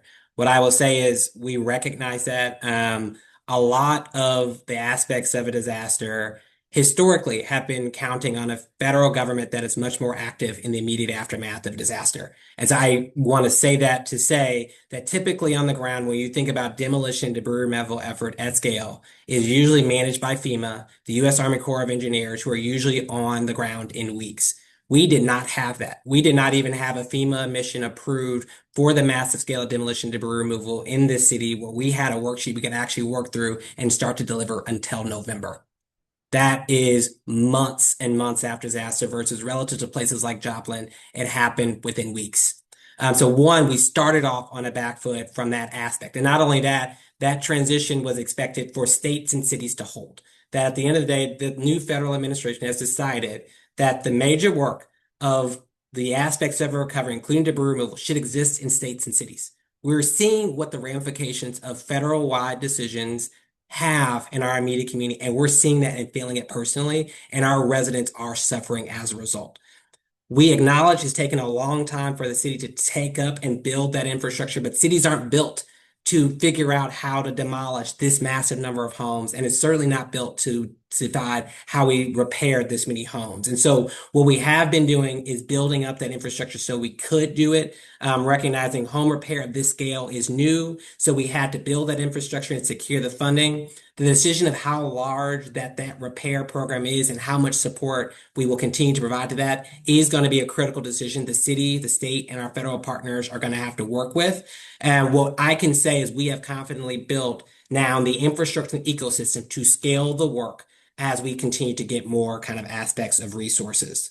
The second piece I want to cover is the outreach. And I recognize we put together a whole a whole big materials and didn't cover that main point. So one, I want to talk about the reason for the deadline. The reason for the deadline and why it's so early is a couple-fold. One, we just found out about a deadline tied to the FEMA assistance only a couple of weeks ago. And we were told about a broader deadline, and so we had to then back into our broader deadlines to help support that. And that's what drove the February 14th deadline. What I want to tell everyone here and every resident that is concerned that the mayor's mission, the recovery's office mission, is to preserve what we can and to clear what we can't. That goes well beyond the February 14th deadline. For residents who don't maybe get access to repair on that February 14th deadline or demolition, we are going to continue to try to work to provide all the services we can to support those residents. The February 14th is to encourage urgency to get people into the system, is to encourage and make sure we maximize the amount that can go to FEMA, and then we will continue to support residents after that fact. So I don't want people to think that it's February 14th and everyone's cut off. That is not the intention. That is not the recovery's office intention. It is just to drive the urgency to get people to apply to maximize the amount that's reimbursable by FEMA. And so just wanted to say that we share this urgency. We have had call center operations ongoing. This was a major topic of our recovery advisory committee. And we've also brought in additional support for communications to help support us as we work through this February 14th deadline, but also the continued work on outreach. We acknowledge that the day-to-day outreach has been a gap, that the knocking on doors has been a gap. The early winter safety update was our first real heavy coordinated approach with on the ground teams to deliver that. And we expect to do something similar with this private property assistance. So what I can talk about is what our outreach strategies are that are underway. They're not fully baked, but you'll see more in the actual coming weeks. What we have already done is we've made a toolkit available online already for people to print and share materials with their communities. We have shared those with community groups and people who are active on the ground so they can actively share this information out to their broader networks. But some of the core areas that people can expect to see from the Recovery Office in partnership with a lot of our partners on the ground, which I heard a lot of great feedback on, is one, community-based in-person outreach. That's going to be popping up at existing events, and that's going to be really present at a lot of the resource hubs where people go for resources. There will be a lot more focus on print distribution. That's going to be really working with community stakeholders to share and put these assets in places where communities meet. There will be bulk print access for partners so that people can access the materials and help drive that distribution effort that I heard so many people eager to support. So we'd love to engage with you all to help and have you help hand out flyers where you can. We are launching a broader approach to put yard signs and highly visible messaging in neighborhoods so people are aware of the resource and aware of the deadline. We're going to be doing a lot more effort to drive direct, predictable updates to impacted residents. That's going to, at minimum, include email blasts where we have them, but it'll also include text. And then we recognize what people have said here. Partner trusted messengers. The people on the ground who know these groups, who have been there, are the most valuable trusted messengers. So we're going to start working to continue to provide toolkit emails to those groups and faith-based organizations who are connected there. And then we'll continue to work through radio and offline media to get the word out. So we are, if I can send any signal, I do want to say the city is investing in this outreach effort. Our intention is to serve every single resident as we work through this. The one thing I do want to caveat, or at least say as we look at the private property assistance, that number that we're seeing of 5,000 properties reached does not mean all 5,000 need support. Many may have started repairs, have done that work that's not captured in this data. We're working to refine the people who've already done work so we can capture that. There is going to be a group that we have not reached, but I also want to acknowledge that 30% of properties in the tornado zone were vacant pre-tornado. So there's going to be at least 30% of those that we probably won't even see because they don't live here. They didn't live here during the tornado and those different aspects. So we are working to provide more of that data. We erred on the side of sharing more information sooner rather than later so community can help us identify those who haven't applied and identify their neighbors, recognizing we need a path to reach everyone else throughout this process. The other piece I heard a lot about is working a lot more with community. And so we acknowledge that that has not been enough. We've started to do that a lot more with the winter outreach that Jennifer went through, and we will continue to partner as best we can with groups on the ground to help support that broader effort. I want to acknowledge the large amount of support for 314 Oasis, and even hearing Dr. Punch here talk. We're grateful for the work that Dr. Punch and his team are continuing to play in their critical role in this effort and filling needed gaps. We look forward as Recovery Office continuing to partner kind of with them to help support their overall operations. And then last but not least, I kind of want to just kind of end with, I know there was a lot of conversations around the Rams settlement and where that goes and dollars going into additional investments. Ultimately, that decision is owned by the mayor in collaboration with the Board of Aldermen and the comptroller. Those meetings I know are happening on the ground. I know the mayor has been meeting with the various sets of alders to continue to push those conversations forward.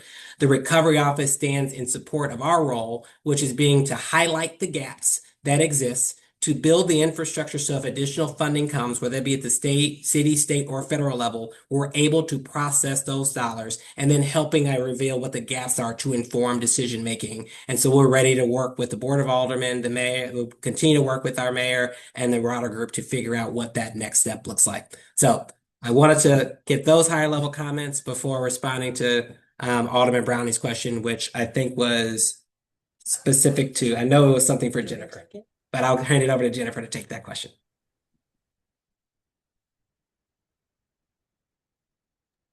You're on mute, Jennifer. You're on mute, Jennifer. Yes, thank you. Hopefully you can hear me now. Great. We're going to speak specifically to the denial rate of the rental assistance. So right now we're showing 60 people denied, and there's still over 100 people in various stages of review. So those 60 people, we've identified 38 that their main reasons for denial were they had no FEMA application, or the FEMA data that we did have on them did not show evidence of their home being uninhabitable. So what we're doing, because in looking at that volume, we didn't think that was acceptable either. We're going back to find other ways to verify impact. So working with other data sets that we have and the resident to identify other ways, again, to verify that impact. We started with an assumption that we could use the FEMA data to help do that quick verification. It is the fastest, it is the easiest, it is not sufficient for the residents who are seeking the support. And so again, we're expanding that flexibility to be able to provide that to folks. So that leaves us with another, 20 or so that so far have been denied for a variety of other reasons, which includes income above the AMI requirement for this program, which was 80% AMI, not being a resident of the city, and some other things like that. Well, thank you. I appreciate that. You mentioned that if they didn't have a FEMA application, that led to a denial, but you're going back now and saying, okay, the reason we started with the FEMA data was because it was the fastest way, but going forward, we're going to try to find, another way that they could be eligible because you're realizing the FEMA data might not have been the complete picture. Does that sound That's accurate? correct. Yep, that's correct. And generally speaking, I also heard a concern about like a lot of the money being spent seems to be aimed towards reimbursement rather than like the need. And I was just thinking to myself, I imagine that's because we have a vast need and we have to make every dollar go as far as it can so that we can help the most people. But can you speak to a little bit maybe the logic behind trying to get reimbursable money first before distributing additional aid? Yeah, thanks for that question, Alderman Browning. So I want to start by saying the 43.7 million, none of that outside of maybe a very small part is dollars that we expect to be reimbursed by FEMA. So the large portion of the 43.7 million is going to things that FEMA does not fund.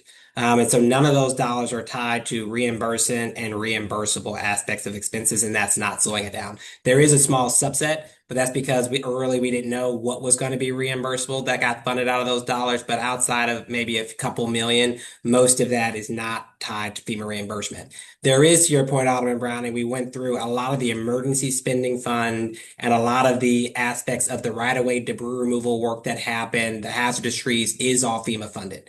That has slowed down and driven delays, right? So if you think about things that we did not do, for example, we did not go and take out all the stumps and fix all the sidewalks. And that is because we made a strategic decision that the city does not have enough resources to fund this entire effort, that the goal is to maximize FEMA reimbursement for the things that are eligible.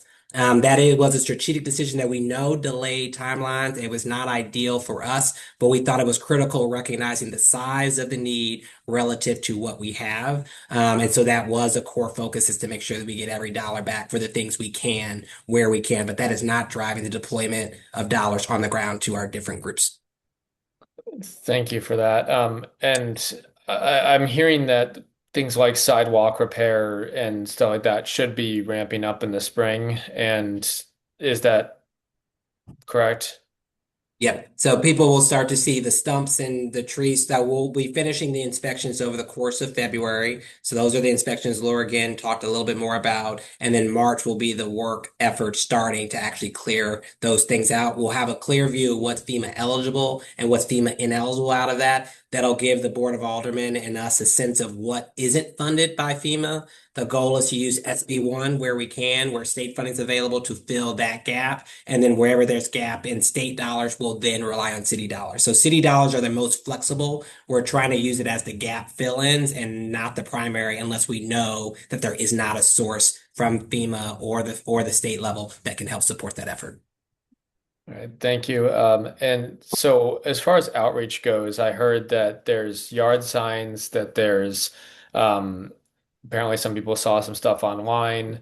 Can you just like real quick list off the different ways in which you've tried to contact people, and then maybe share a little bit more about the difficulty that you're having in reaching people and why you suspect that might be? Because again, we heard some statistics that sounded like a lot of people weren't being reached. And I'm sure there's data behind that. So would love to hear it. Yeah, so a couple different things. So one, what we have been doing is the call center has been making direct outreach calls to folks to get them kind of ultimately to apply. So that has been a focus that's been ongoing. The effort is direct calls. We recognize that outreach at scale has not happened in a direct door to door. What we have done is we did that with the winter outreach where we worked with Action to knock on a lot of the 3,000 households to try to spread those. And we did direct distribution of materials into those homes. The major issue is a lot of people may not be in their homes or in those core areas. They may not be watching the news. They may not be watching social media. And those are the groups that are really hard to reach. And so we're going to continue to try to do things like mailers and stuff to reach them. We are finding phone numbers for people where we can find them, whether that's from assessor data or taxpayer data, to try to make calls to everyone that we can. But the critical need is a lot of people aren't there. They've moved, their numbers have changed, their numbers are hard to find. So that is where we're asking community members and neighbors to find out, do they know the person across the street, and share that contact information with us to get them in the system. But with all the networks where we're interacting with residents, we're trying our best to check to see have they applied and get them into the application process. I know Laura talked about a few of the core gaps that we're also having with that, which is common misbelief that the city's trying to take their land, that the city is trying to ultimately going to demolish their house, even if they want to repair. So what we need and what we recognize is only the people in the neighborhoods can share that different message and encourage people to apply. That's why our main partnerships have been with the groups on the ground, with community help workers, with the disaster case managers, mostly people who are from the neighborhoods, to try to make sure that message is at least coming from trusted partners and connected partners who can drive that encouragement to get ones through the pipeline. So that's the work we're continuing to do, and the effort we'll continue to put in as we look at the next few weeks ahead. Yeah, I really appreciate the expertise of Laura here. Through her work with the Vacancy Collaborative, like you've got a good team, and I think I really appreciate just the expertise on that team, especially as you've tried to fill the role that FEMA typically fills. Spoke about. I heard comment about Katrina tonight, and I want to say like there was lessons learned from Katrina that actually they revised FEMA with after that, and then like the Trump administration came in and just threw all that out the window and said, we don't do that anymore. And so that's part of what we've been grappling with. If this tornado had happened a year prior, I wonder what the Biden administration would be doing for St. Louis. I imagine it will look a lot more like what was done for Joplin under the Obama administration. But we were facing such a tough reality, and I think the city and the recovery team is doing what it can in filling that role that we're not usually meant to fill. Last question I have for you, because I don't want to belabor this too long, but you mentioned that 30% of the properties were vacant. I'm wondering about how many applications for private property assistance were for primary residences. Is that information you have? Yeah, I'll hand it over to Laura. Laura, do you happen? I know I don't know that number, but I know Laura, you've been in the weeds. Do you happen to know? But we can get that if you don't. You're on mute, Laura. Sorry, thank you. I do not have that data point in a grabbable way right now, but would be happy to share it. Well, we can circle up on it later. Yeah, that's not a problem. I ask because I think it's part of solving the problem. It's part of understanding the situation in some of these neighborhoods where we have a lot of housing, but not a lot of it is owner occupied, and so it's really difficult to reach people, really difficult to coordinate with people, really difficult to clear all that background info you need in order to help folks. And then with the federal dollars, I heard, similar concerns about we have all these things that it was shocking to me that archaeological review, like, I mean, I used to work in grants, and so I know that when like you take federal money, you take all the strings attached to it, and it's just sometimes so burdensome to even get that money that you wonder why you even went for it. But in this case, we have to get every bit of assistance we can, and every bit of assistance that we can get, that helps people directly. And so, again, I just want to express my appreciation for the team tonight, as well as my appreciation for everybody who came out and testified. I think it's really important that we hear from folks and hear their perspectives. So, I'll pass it on. Yeah. So thank you, Alderman Brown. The only thing I'll add there, we'll follow with you all on that. That is information that our team's analyzing, which is the number of the homes that have been unreached that are owner occupied, that were renters versus previous vacancies with the best data that we have, which quite frankly, we're working to make it better. So we are going to be customizing our outreach strategy, recognizing that the three things you laid out are a core different type of group and need to therefore be reached a different type of way. What I can say is anecdotally, we are seeing a lot more applications, of course, from the owner occupied group who occupied during the tornado. What we know is it's the rental owners and it's the vacant group that we know we're seeing a lot less applications from. We can say that for a fact anecdotally, but we'll summarize those numbers as we continue to work through the data. Thank you. All right, thank you, Alderman Browning. Next, we will move to Alderwoman Sanye.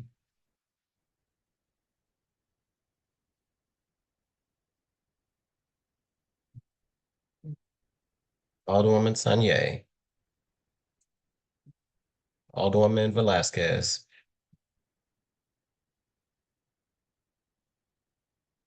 All right, thank you, Chair Aldrich. Hopefully my internet connection. You guys hear me okay? We can. Just a couple things. One, wanted to say thank you, first of all, to all the community members who came out today or dialed in, who spoke to us today. I'm going to keep it pretty short because I know we've had a lot of information to digest, but just wanted to, this is a very technical question, but we kept referring to the last FEMA reporting. Do you know when that was or how old that data is?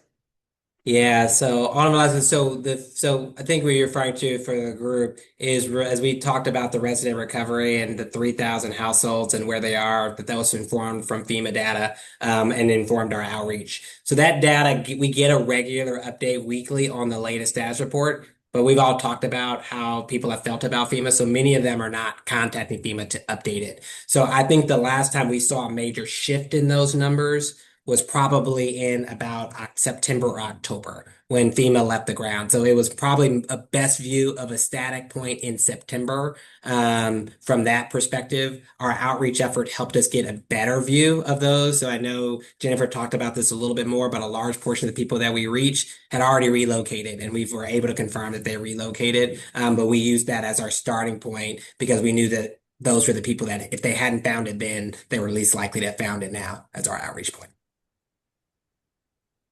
No, thanks for clarifying. I think that's important. I know that you've been talking a lot about, this group has been talking a lot about the accuracy of data, and right, it's hard to make decisions when you're operating from a lot of unknowns. So I'm going to keep it pretty brief here. My second question is I talked on it last time, so also I want to say thank you for getting some of those dashboards up. I know that's been, I think I've asked every committee meeting about public facing dashboards, so I appreciate it. I know more than me, the community appreciates it. It kind of works with the question that we're operating from the data though, but can we talk a little bit about what you're forecasting for the needs in the future? I mean, I think we saw a lot of more about there's a need for rental assistance, there's a need for recovery for people who are renters. Are we, again, do we know how many of these folks intend on staying in either in their homes or are they going to, and are you doing kind of any forecasting at all pretty much on what it's going to look like based on where we are now in the next 6-8 months? Yeah, so we'll be able to provide more information as we continue to kind of sort through the data. The way you can think about it, though, if you all want to start putting numbers around it, if we have about 1,700 applications for private property assistance, home repairs on average are averaging about 50 to 60,000 when you take in all-in costs per home, and demos, Laura, correct me if I'm wrong, they're averaging what, about 40,000?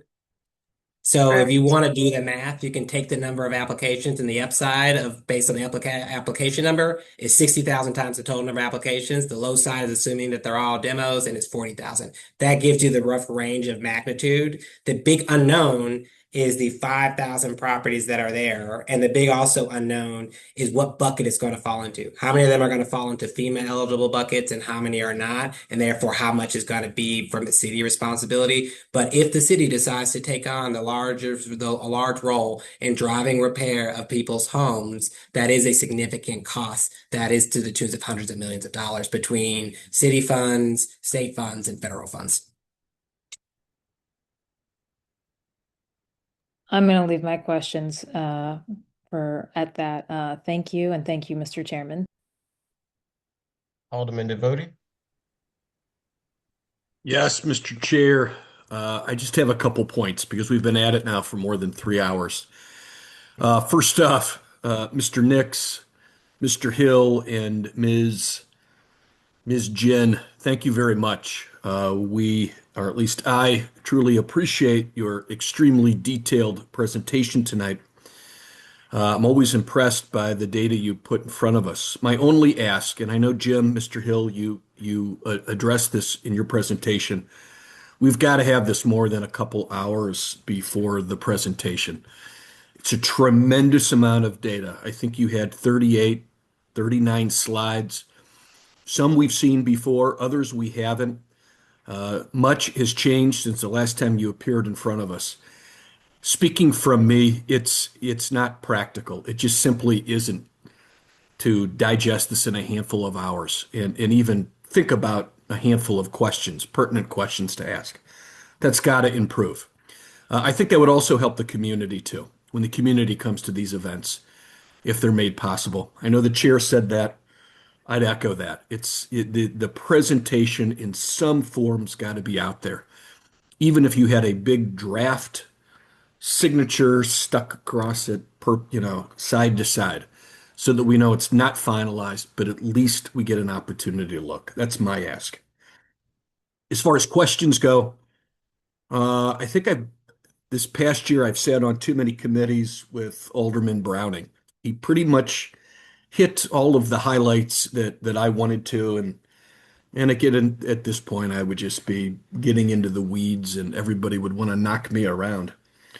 I think number 3, and I've got 4 statements to make here, so I'm nearing the end. I just do want to bring the committee and the community back to the agenda item tonight, which was to discuss the expenditure allocation and getting money out the door of the RAMS funds.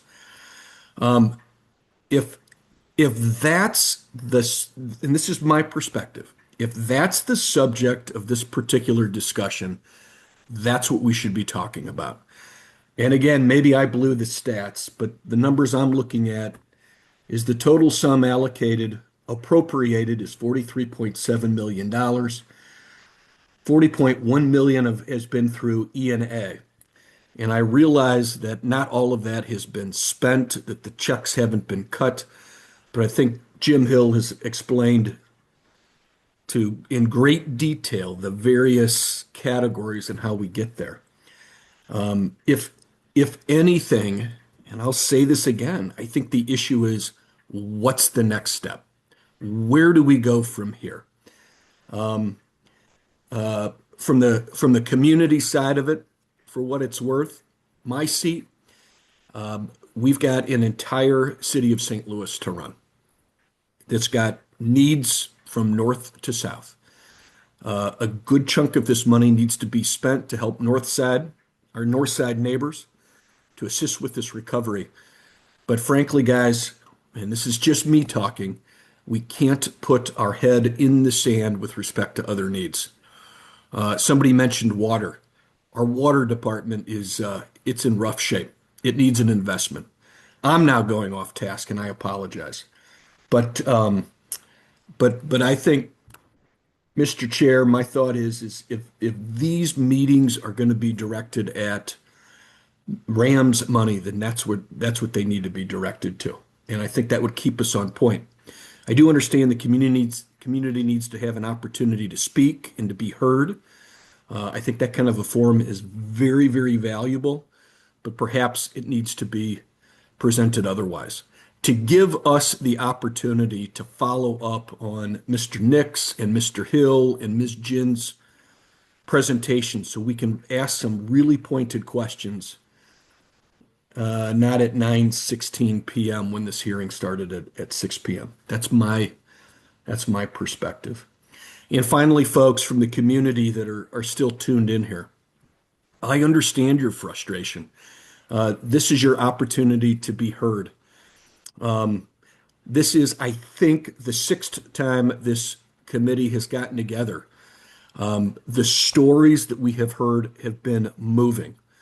I have gotten to know, not well, but know by sight and by name, folks like Michael McLemore. I've heard him speak in other settings. Wonderful, wonderful speaker, extremely capable of telling all of us what's going on in your neighborhoods. But I guess, frankly, my perspective is this is exactly, if I'm in your shoes, the transparency, the information, the data that I want. And I think the frustration here is a little bit misdirected, frankly. I would love to hear from Senator Schmidt. Instead of hearing his thoughts on where St. Louis University should be playing basketball, like the Big East, or whether the city of St. Louis should have another NFL team, I would like to have folks call him on the carpet for not jumping on FEMA. I'd like to know where our senior senator is, who is nowhere to be found on any of these issues. Frankly, we talked around it tonight, but $100 million allocated by the state of Missouri. And as far as I've heard, not a dime of that has hit the city of St. Louis. There was talk of another allocation of $86 million. I understand your frustration, but again, out of this Rams money, 90+% of it has been contracted and is on its way out the door. And if it seems like if anybody should be called to task, it should be our representatives in Jefferson City, and our two senators who supported this administration. And the question should be, why is the city of St. Louis, and for that matter, parts of St. Louis County, being treated differently than Florida or Texas or wherever it might be? So I'm on a little bit of a rant. I'm sorry. I've been listening to you folks. You have agitated me with some of your emotion and energy tonight, and I truly appreciate it. But I think everybody in this room, I feel like I know all of these alders pretty well at this point. We are all on your side. We are all on your side, and we want to do absolutely everything we can do. And I think the question would be is how do we get the attention of the folks who have allocated $186 million, or I think 200 plus through FEMA? How do we get them to open the pocketbook to actually get that money on the ground? Because in my mind, that's the bigger issue. Chair, I apologize. I talked longer than I wanted. Thank you all. Thank you, Alderman Devotie. I had seen Alderwoman Tanya pop back on. Thank you, Chairman. It is so late and we are so close to time. So I just really want to thank the members of the public for being here and sticking in here with us, and also my committee members. I know many of us were, very much working throughout the day and then are here as well. So I think that, being here and having these conversations is important. I had just a few questions. One specifically, kind of near slide 30, where it said that there were clear plans for 4.5 million that are unawarded from Board Bills 31, 94, and 95. And I just wanted to get some clarification on what that means. Does that mean that we've got 4.5 million that we're not sure how we're going to use yet, or that's been given to an organization without a clear plan? I just want to clarify what that means. Yeah, so thank you, Alderman Sonier. So specifically those dollars, so we want to kind of just be clear that we're not just sitting on it, that there's a strategic reason for why we're holding those. So we had mentioned that there's about 10% about that 4.5 million that we're holding. The main reason why we're holding it is there are a bunch of programs that we just don't know how much the applications are going to be and how much they're going to cost. And so we're holding it to allocate it more immediately to the programs more flexibly as we see what gets spent down. So the primary focus is the immediate people, the immediate safety. So that's more dollars that may need to be allocated toward rental assistance. That may be more dollars like Code Blue. We're in the middle of a Code Blue right now that gets through Friday. The number of days that we're in Code Blue at cost. We don't know how many days they're going to be in Code Blue during this season. So we have to, so right now we've based it off of the predictions based on historical, but we know that that's not what's going to be meet the moment. And so a lot of those dollars are being held so that once we can see and once we can notice, hey, we've overspent on Code Blue, we're going to have to need more, we can allocate those remaining dollars down. And then the purpose is to say that the remaining dollars, whatever we don't use toward housing, specifically, we will allocate those dollars down into programs like home repair where we know there are dollar gaps. I just want to send a signal that right now we're not sitting on it. We're waiting to figure out where it needs to be strategically deployed as we continue to see operations shift on the ground as we work through it. Thank you for the clarity. My next question is about outreach, and I know that one of my colleagues mentioned this as well, but I'm still not clear. Being that the deadline is February 14th, do we have any clear outreach plans between now and that deadline to go do canvassing? I'm very curious. I think, especially being that these residents experienced, a tornado, I think the best kind of contact is definitely a door-to-door canvassing approach. And so I'm curious about what those are there any of those specifically planned efforts? And I'm also curious, have we explored the idea of potentially either supplementing organizations who are doing canvassing efforts or paying canvassers? And I say that because when you're on a deadline to make a plan, you need to be clear how many doors you plan to hit. There's a strategy to knocking doors and making sure you make contact with people and being able to guarantee how many people you'll talk to, being able to collect certain information, being able to make sure there's uniform messaging. And so I'm just curious about how that's going and if there's any plans to do any of those specific efforts between now and the deadline.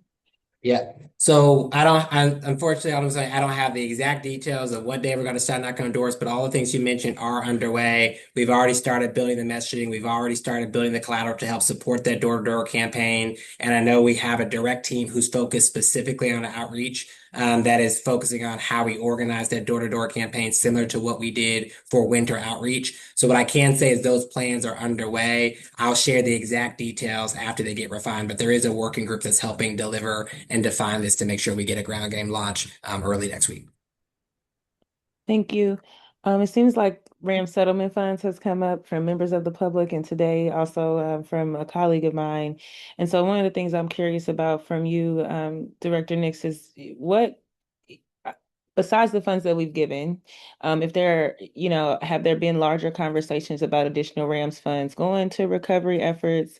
What are your office's priorities in terms of the funds that are out there and that are available? Just overall, if there does seem like water was mentioned. So if we're having conversations about potentially giving money to water, I'm just curious about where your office is and where the mayor's office is on this. Yeah. So I won't speak directly kind of for the mayor on this broader conversation, but I know she's been in conversations and one-on-ones with all the board of alders to determine kind of top priorities for them as we work through it. I know that she wants to move in concert with the board of aldermen with a broader strategy and a broader plan. And she's talked about and consistently said publicly. So I'll say what she said publicly in every meeting is she wants to see a significant portion of the RAM settlement go to North St. Louis and Tornado. But how we think about the diverse needs of the city, whether that be dollars tied to the North St. Louis, dollars tied to things like water infrastructure, that's ultimately going to be up to you all and the board. My goal is to just provide you all with the information to help make that decision. So what I will say is if we will have significant gaps in immediate funding toward repair if the city decides that that is a major area that they want to be and help support everyone who wants support for repair and to do that. Right now, we feel pretty good about debris and demolition. We feel pretty good that between the 100 million from the state and the 156 million for FEMA, right now, until we get to a view of eligibility, we don't see any major gaps in demolition and debris removal at the moment.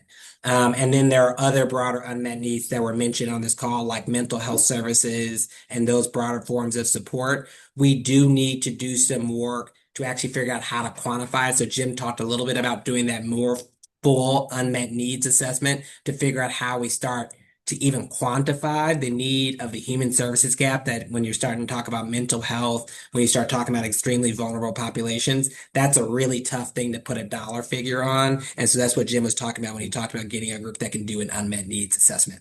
So I think the main gaps we know is repair funding. We know there's gaps in support for our low-income housing. We know there's gaps in small business grants and programs. And we know there's a lot of questions around reimbursement working capital. So that's what we know as of right now as the 4 areas from my office that we'll need to fund.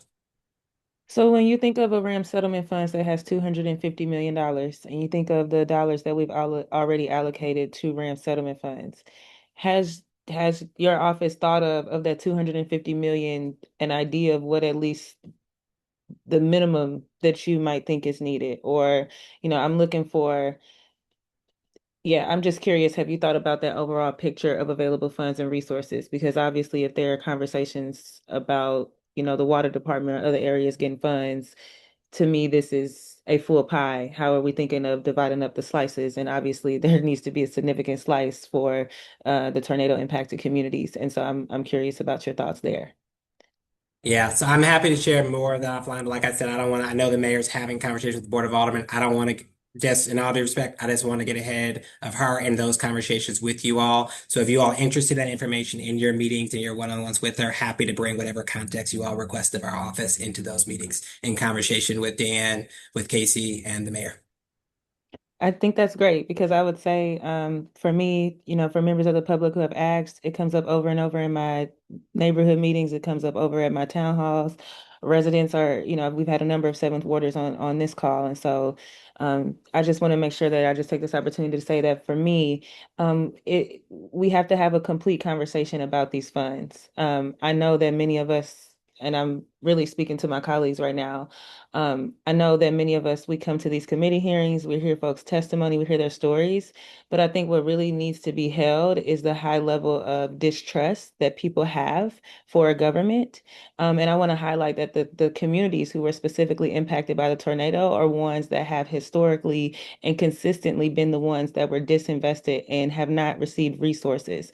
And so I just want to raise a flag that if we were to have a conversation about funding one specific element in the city, but meanwhile, we don't have a complete picture to paint yet for tornado recovery. We don't know how much money that is, and we're not gonna, talk about conversations of putting money there. We're having an incomplete conversation, in my opinion. Again, that's not to say that tornado impacted things are the only thing that RAM settlement funds should go to. I think when you're talking about what water and various other infrastructure needs, that has a citywide impact. But I think that as a city, I'm very confident that we will get to the water department. I'm very confident that we will get to our infrastructure needs. We've got to make sure that we keep the public's confidence in the fact that we're going to get to the tornado impacted areas and that that's going to be a part of the conversation and be a significant part of the conversation. So I just wanted to make sure that I put that here and put that on the floor, and just really express that I feel that sentiment very strongly. And then I would just also echo Alderman Devote's points earlier. I think, and Chairman, I don't know the best way that we could go about this, but I think it's really important. I know you've set these committee hearings all at once, kind of in advance, and I know for the Office of Recovery and other departments, I know this is evolving, but I think at least a 24-hour standard is really good because 24 hours is the standard that we have to post the meetings. And so I think it would be great if at least by the time that we have to post these meetings, and we usually post them far in advance, but at least 24 hours, we have time to do our due diligence, to dig through this information and to ask our questions, and that members of the public do as well. So I just wanted to uplift that. And again, thank everyone for their time this evening. Thank you, Alderwoman President Green. Thank you, Mr. Chairman and members of the board. I will also attempt to keep it short tonight since we've been here for a long time. First, I do want to make sure that I thank the community for coming out tonight. Especially we had I think a lot of new folks for 314 Oasis come out tonight that we hadn't heard from before. And Dr. Punch, I will follow up with you tomorrow to get a meeting scheduled so we can, talk through some more of your observations and figure out a way to give a better platform for that, as I recognize that 3 minutes isn't enough to hear from some of our vital organizations about what you're seeing and experiencing. And I think that's really important for us to hear. I also want to make sure that I thank Julian and Jim. I feel like you learned a lot from a tough meeting that we had a few weeks ago. And the presentation that we had today, I think, was leaps and bounds better than the information we have had in the past.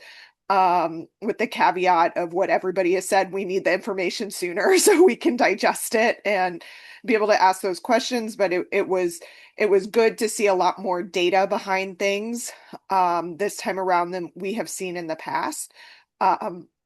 Because we need that data to make good decisions. So I want to, I was a little harsh on you a couple weeks ago. So I want to say, thank you for listening to that feedback and coming back with more of the items and the substance that I think this committee was really looking for. Part of this conversation tonight, I also want to keep us focused on what's within our control. We all know the federal government has let us down. We all know the state has been much slower than anybody would like it to be. And the thing that is in our locus of control are the RAMS funds and funding bills that have been passed so far, and any subsequent funding that comes from the city. We can control where that goes. We can control what that looks like. We can control what those what that is. And so I encourage us to keep our focus on what we can actually do, because there's a lot of things that we can't do, and there's a lot of places we can point fingers.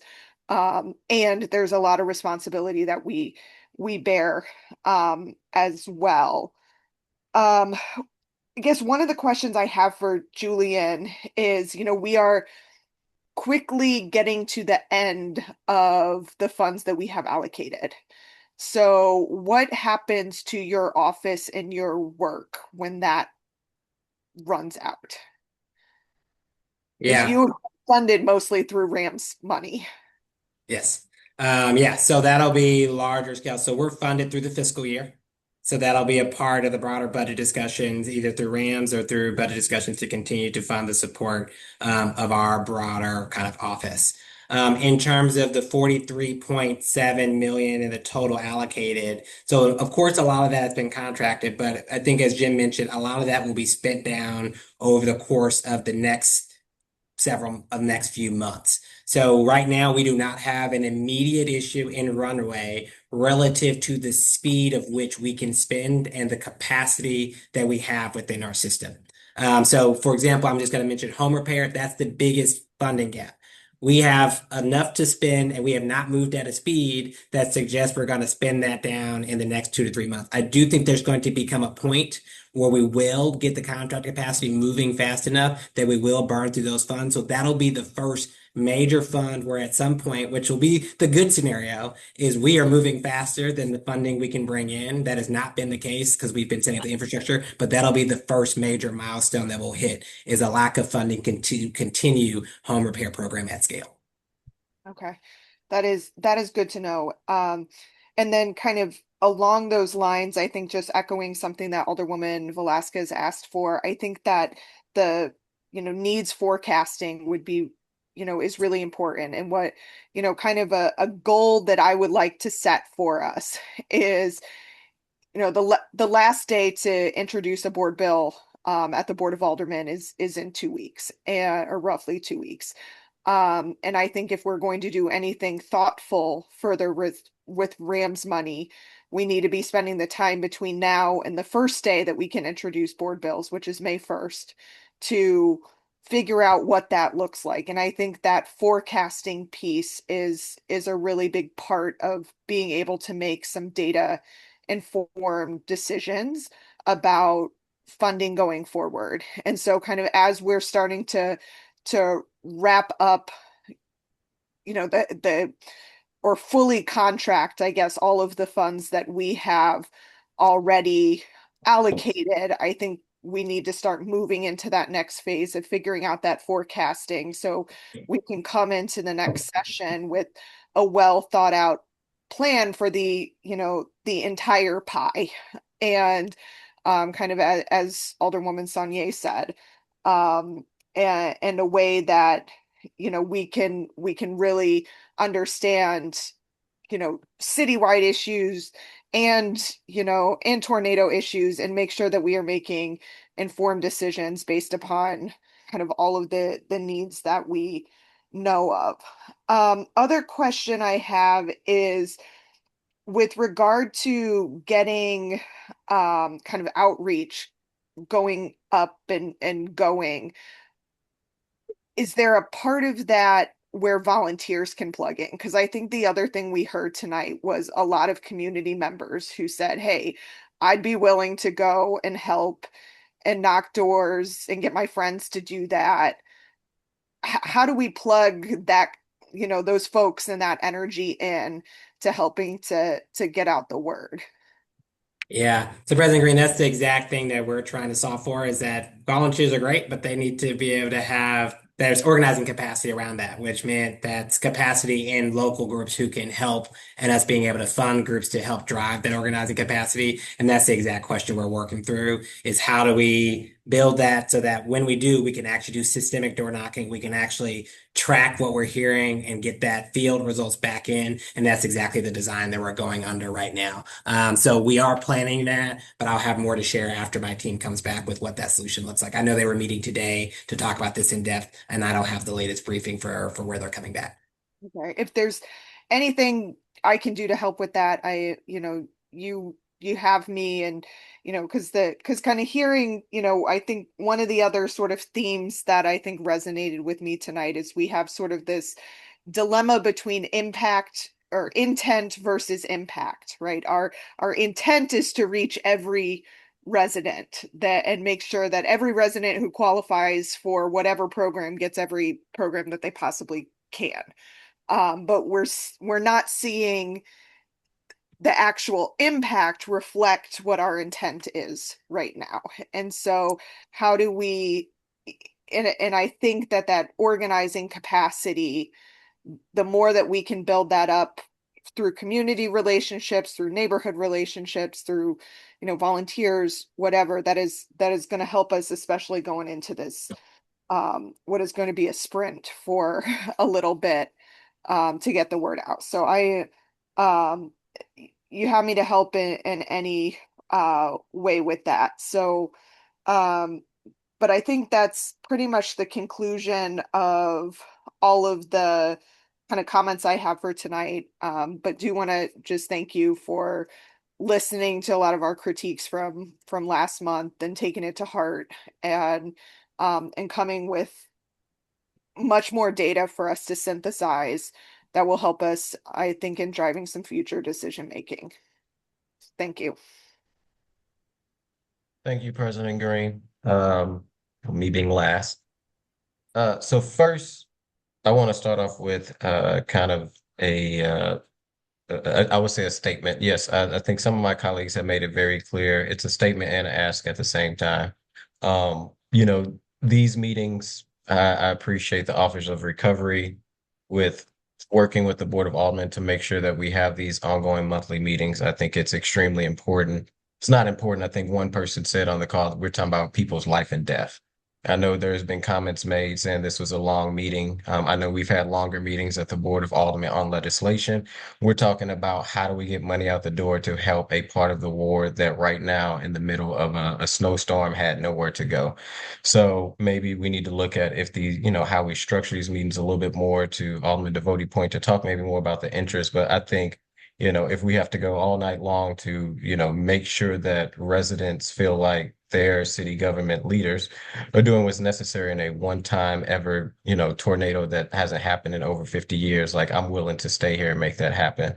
One of my issues with this recovery office, as my colleagues have said, is we need to get this information at least 24 hours in advance. The dates that have been set for these meetings that are taking place, and the ongoing one, the next one is on February 25th. These dates were in coordination with myself and the Office of Recovery so that it was laid out in time in respect of not only the Board of Aldermen, but also in the respect of the work that you guys are doing at the Recovery Office.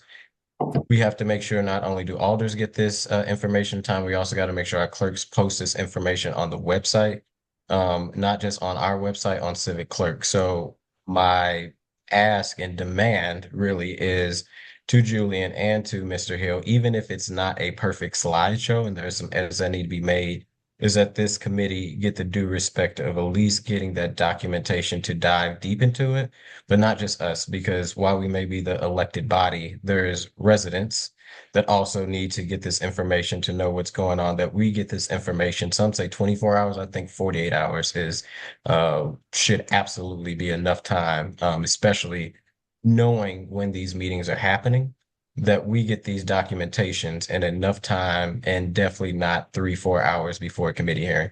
If that were to happen again, we're gonna have to have like a serious conversation with the recovery office and the mayor's office to figure out why this is going on, because it does give a sign of a little bit of a disrespect that we can't digest information to have adequate educational conversations on what is going on. So Mr. Nix and Mr. Hill, can we get a commitment that February 25th, the Budget Committee, the Board of Aldermen, and the public will be getting these documents at least 24 hours in advance? Yes, we'll do much better. And look, I want to acknowledge a couple of things too, right? One, President Green, thank you for the comments around the need for a lot more data or information. I want to acknowledge a couple of things, and I'm not trying to make excuses, but there's been 20 days since the last meeting. This is a significant amount of new data, new information that it took to process. And when we add that to the fact that we had a Code Blue this weekend, that my team was extremely activated to trying to make sure we did do the thing that you mentioned, Alderman Aldridge, which is life safety, getting people to hotels and coordinate that effort, that did drive delays while we're also trying to build new data systems. So what I can commit to is we'll continue to get information out sooner. We will make sure that no matter what, we can send things like financials or where we have it. But the data significantly changed in the last 24 to 48 hours as we brought new people, new teams on, new dashboards on, and new data reports to do that. And the presentation would have not had 70% of this information if we sent it even as early as kind of midday yesterday. So I do want to acknowledge that now that we've built these set of materials and we have this set of information, it's going to be a lot easier to update and report. So I want to continue to have those conversations. I also recognize that Alderman Devotie mentioned things that I've always felt as tensions in this meeting of how much do you want us to focus on the 31 or 43.7 million versus how much do you want to hear about the global aspect of the recovery and then how the funding supports it. That is a choice that I want to give back to the Board of Alders to just be very clear for our team. You now have the detail we can share in finance, the detail we can share up top. I would love very specific clarity from this committee on which parts of this update you want to consistently get, which ones are less important, and then we're happy to make sure we consistently deliver that in future upcoming meetings. I hear all that, Mr. Nix, but I do feel like that is an excuse. Even if we do not have the data or the 100%, it is very hard for this committee to be able to digest what you guys sent over within, minutes. I got an email from Mr. Hill that we was going to at least receive it today at noon. We received it, roughly around 3 or 4. So I get everyone is, stretched thin, but we need to be able to get this at least 24 hours in advance. And if it's not a full project or it's not the full presentation, again, we as the board, being the most transparent body, I think, in city government, have to put this information up online from our clerks. The clerks have to get this information in certain systems in a certain amount of time. So I hear that, Code Blue. I totally hear you, but no, we got to have this sooner. Like, even outside of Code Blue, this isn't the first time this has happened where we didn't get the presentations when it was actually warmer outside, when there was no Code Blue. This isn't the first time outside of Code Blue that this body has not received a presentation within 24 hours. That's that. Going to the actual the Rams' interest, because one thing that I agree with the president on is that, you know, we can't wait to figure out what's going to happen with the federal government. We damn sure can't figure out what's going to happen with state government. You know, we've been hearing the 100 million is going to happen. I believe your office is working very closely with these different government agencies to figure it out. But what we do know is there is things that we could do here from the city of St. Louis. And last meeting, Alderman Devotie did a really good job of digesting, or I think somebody said interrogating. He is a lawyer. Those numbers, and he continues to, I think his comments today was spot on. He continues to, I think, look at these in a kind of holistic approach. Right now, when it comes to Rams' interests, you know, let's not tie the other bills. Right now, when it just comes to Board Bill 30, the bill that the Board of Aldermen passed, the interest of 30 million.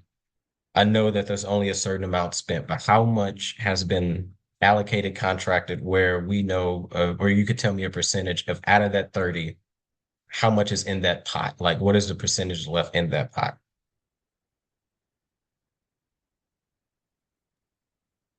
Sorry, just to make sure I understand your question, Audrey, are you asking how much is in that spot that's not committed to organizations? I don't know if I understood your How exact much is not committed to organizations? How much is not committed just in completion? So how much of the 30 is spent?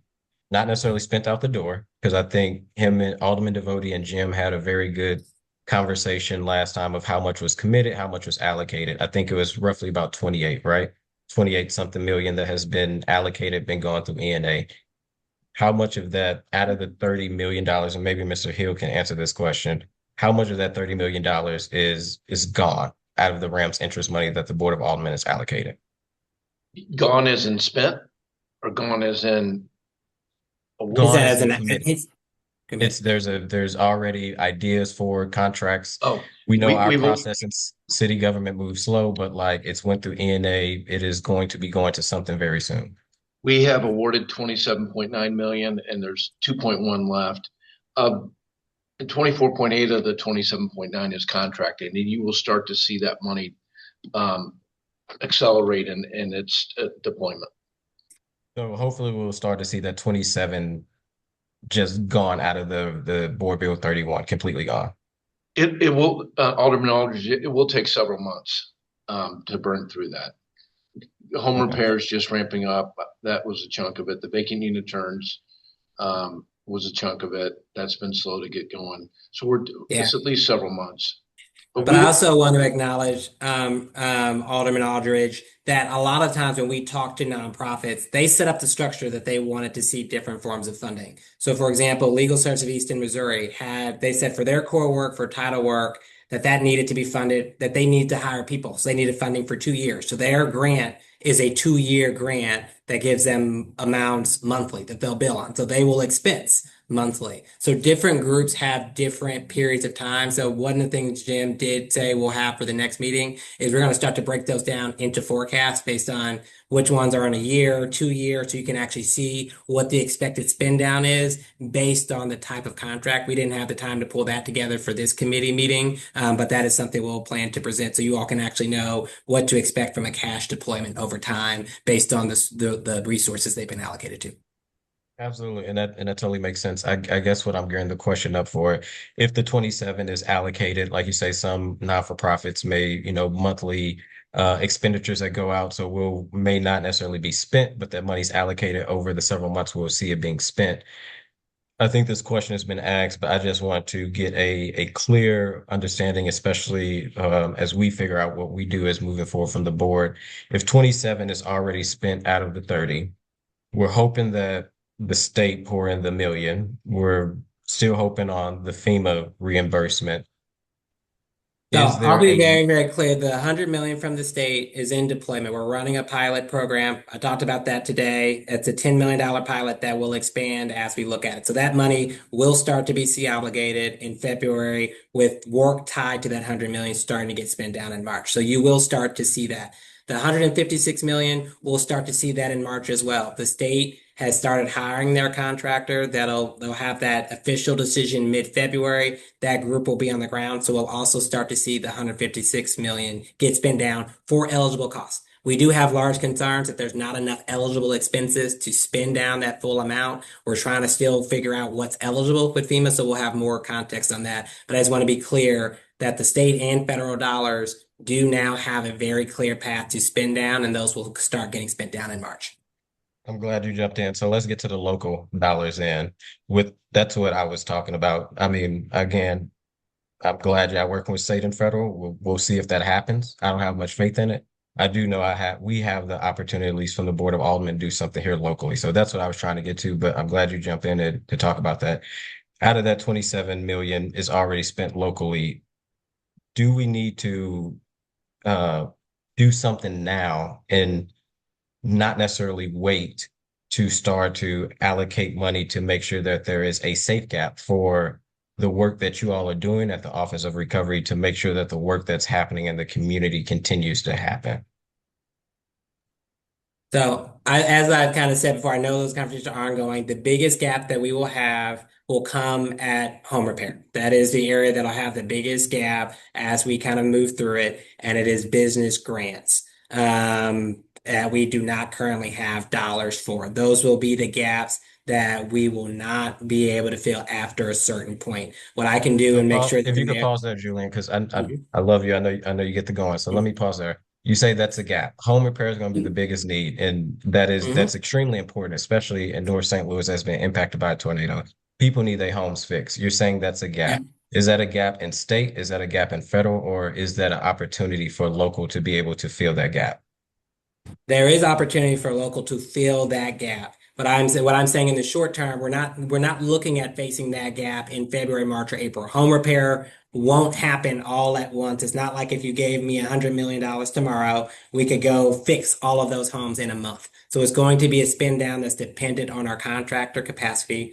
So we're not looking at right now at running out of repair dollars in the next 2 to 3 to 4 months. We're working on an exact spend down of what that's going to look like, and we'll have more of that information to share that we can share with the alders around when we do expect to run into a gap specifically for repair dollars as we look at this longer term projection. And outside of home repair, do you see the Office of Recovery having further gaps? If it's the rental turns, that is, in my opinion, I think it's taken a little bit of time to actually turn over and actually happen. You know, we've been needing these rental turns to happen a long time ago as we're into winter. But as we get into other needs, is there other gaps that is needed locally that need to be filled more urgently? Yeah. So what I can commit to, Alderman Aldridge, I will follow up with you. I'll follow up with the mayor to put together what those numbers are, and then I'll follow up with her to share that with the broader Board of Alders on what we think those needs might be. Gotcha. The sooner the better. I think what people have said, like we talking about people's lives. You know, I'm sitting in my unit right now. Like I got heat, I got that. I'm sure some of us maybe sitting in offices or our homes right now, like we have that. And there is literally people right now who do not have the will to be able to know if their home is going to be repaired. So while we are having these conversations and we hear it all the time, I'll get back with you. We need to, I get back with you in 24 hours so we can figure this out as a whole so that the board and the mayor's administration and whatever other departments, like we working together to deliver results. Because when we get off the Zoom and we lay our heads down on our pillows, there will be some people that do not have that. So the get back to it should be like immediately to figure out what are the next steps. Like, do we need to move this session? I think May may be a little too late, but if we need to move in May, that's what we need to do. But we also need to, as alders, be able to communicate that back to the people that are asking, like, what is next? And not just, I'll get back to you. Yeah. Alderman Aldridge, completely understand. I know you met with the mayor a few days ago around kind of broader aspects of it. What I can commit to is we'll get that. We do. I will say this, our office has a bunch of different competing priorities. So, right, getting back on certain things for 24 hours means something else doesn't happen. So what I can say is we will do our work to get some of that initial information over to you all, and we'll work through the mayor to kind of get that to you all soon. Yes, and But I can't commit to a date before talking to her.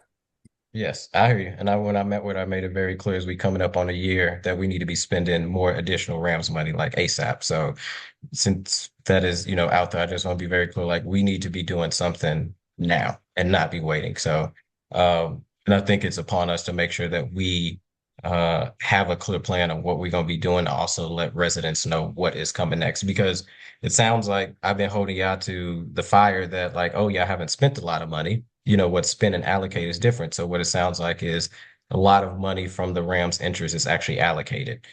We hope federal government will do well. We hope state government will do well, but who knows, right? And if we got an opportunity to do something now, for the first time, I'm like kind of saying we need to figure out how do we support the recovery office with using these funds to help areas that need the help the most, which is North St. Louis, which is a tornado impacted area that's been needing that help way before the tornado. So we want to help you. So help me help you by giving me that information sooner than later. Yeah, we share that urgency, and like I said, we've been tracking kind of what we need, so we'll be to share what those needs are and what they look like as we move through this next period. But definitely heard. We'll make sure you all get that information. Gotcha. That is all I have. I know Alderwoman Clark Hubbard is on, but just probably, I think, due to time. Did you have anything, Alderwoman? Thank you. I do have a couple of follow-up questions about that Go $6 ahead. million Tetra Tech contract, either Jim or Julian. Did they bring all of their own people or did we hire people down here locally?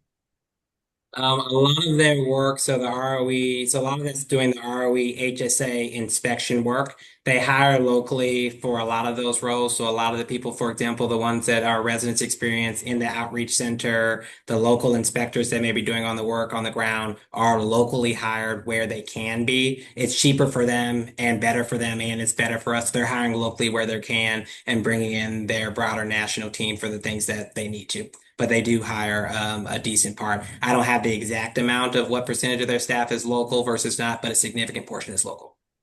What about the case management part?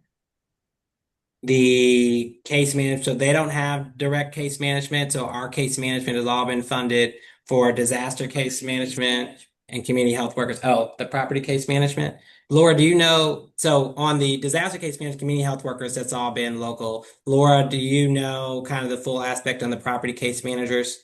That one, I'm to be transparent, don't have a full answer. Yeah, I do want to report back and confirm, but it is my understanding that the majority of the outreach center, the call center, and case management were hired locally primarily. But now I'm questioning property case managers. I know outreach center, and so let me verify that.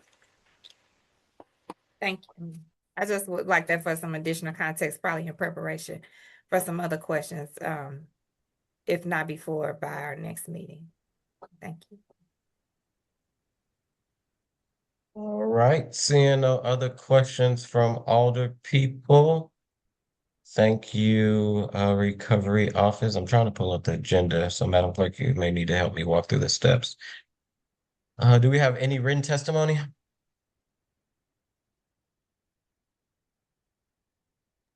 We have none. All right, any announcements from committee members? I just want to make an announcement. Our next meeting will be February the 25th. God willing, there'll be no snow, so we can meet in person. If so, it will be at the Board of Aldermen in the Kennedy Room at 6 o'clock. If there is anything that weather permits, we will definitely make sure that the community is aware about that ahead of time. But our next meeting for Rams discussion around the Rams interest will be February 25th at 6 p.m. Seeing no other announcements from committee members, I'll take a motion to adjourn. I move that we adjourn. Second. It was moved by the alderman from the 9th, seconded by the president. All in favor say aye. Aye. Aye. Opposed? Motion carries. Everyone have a good night. Thank you.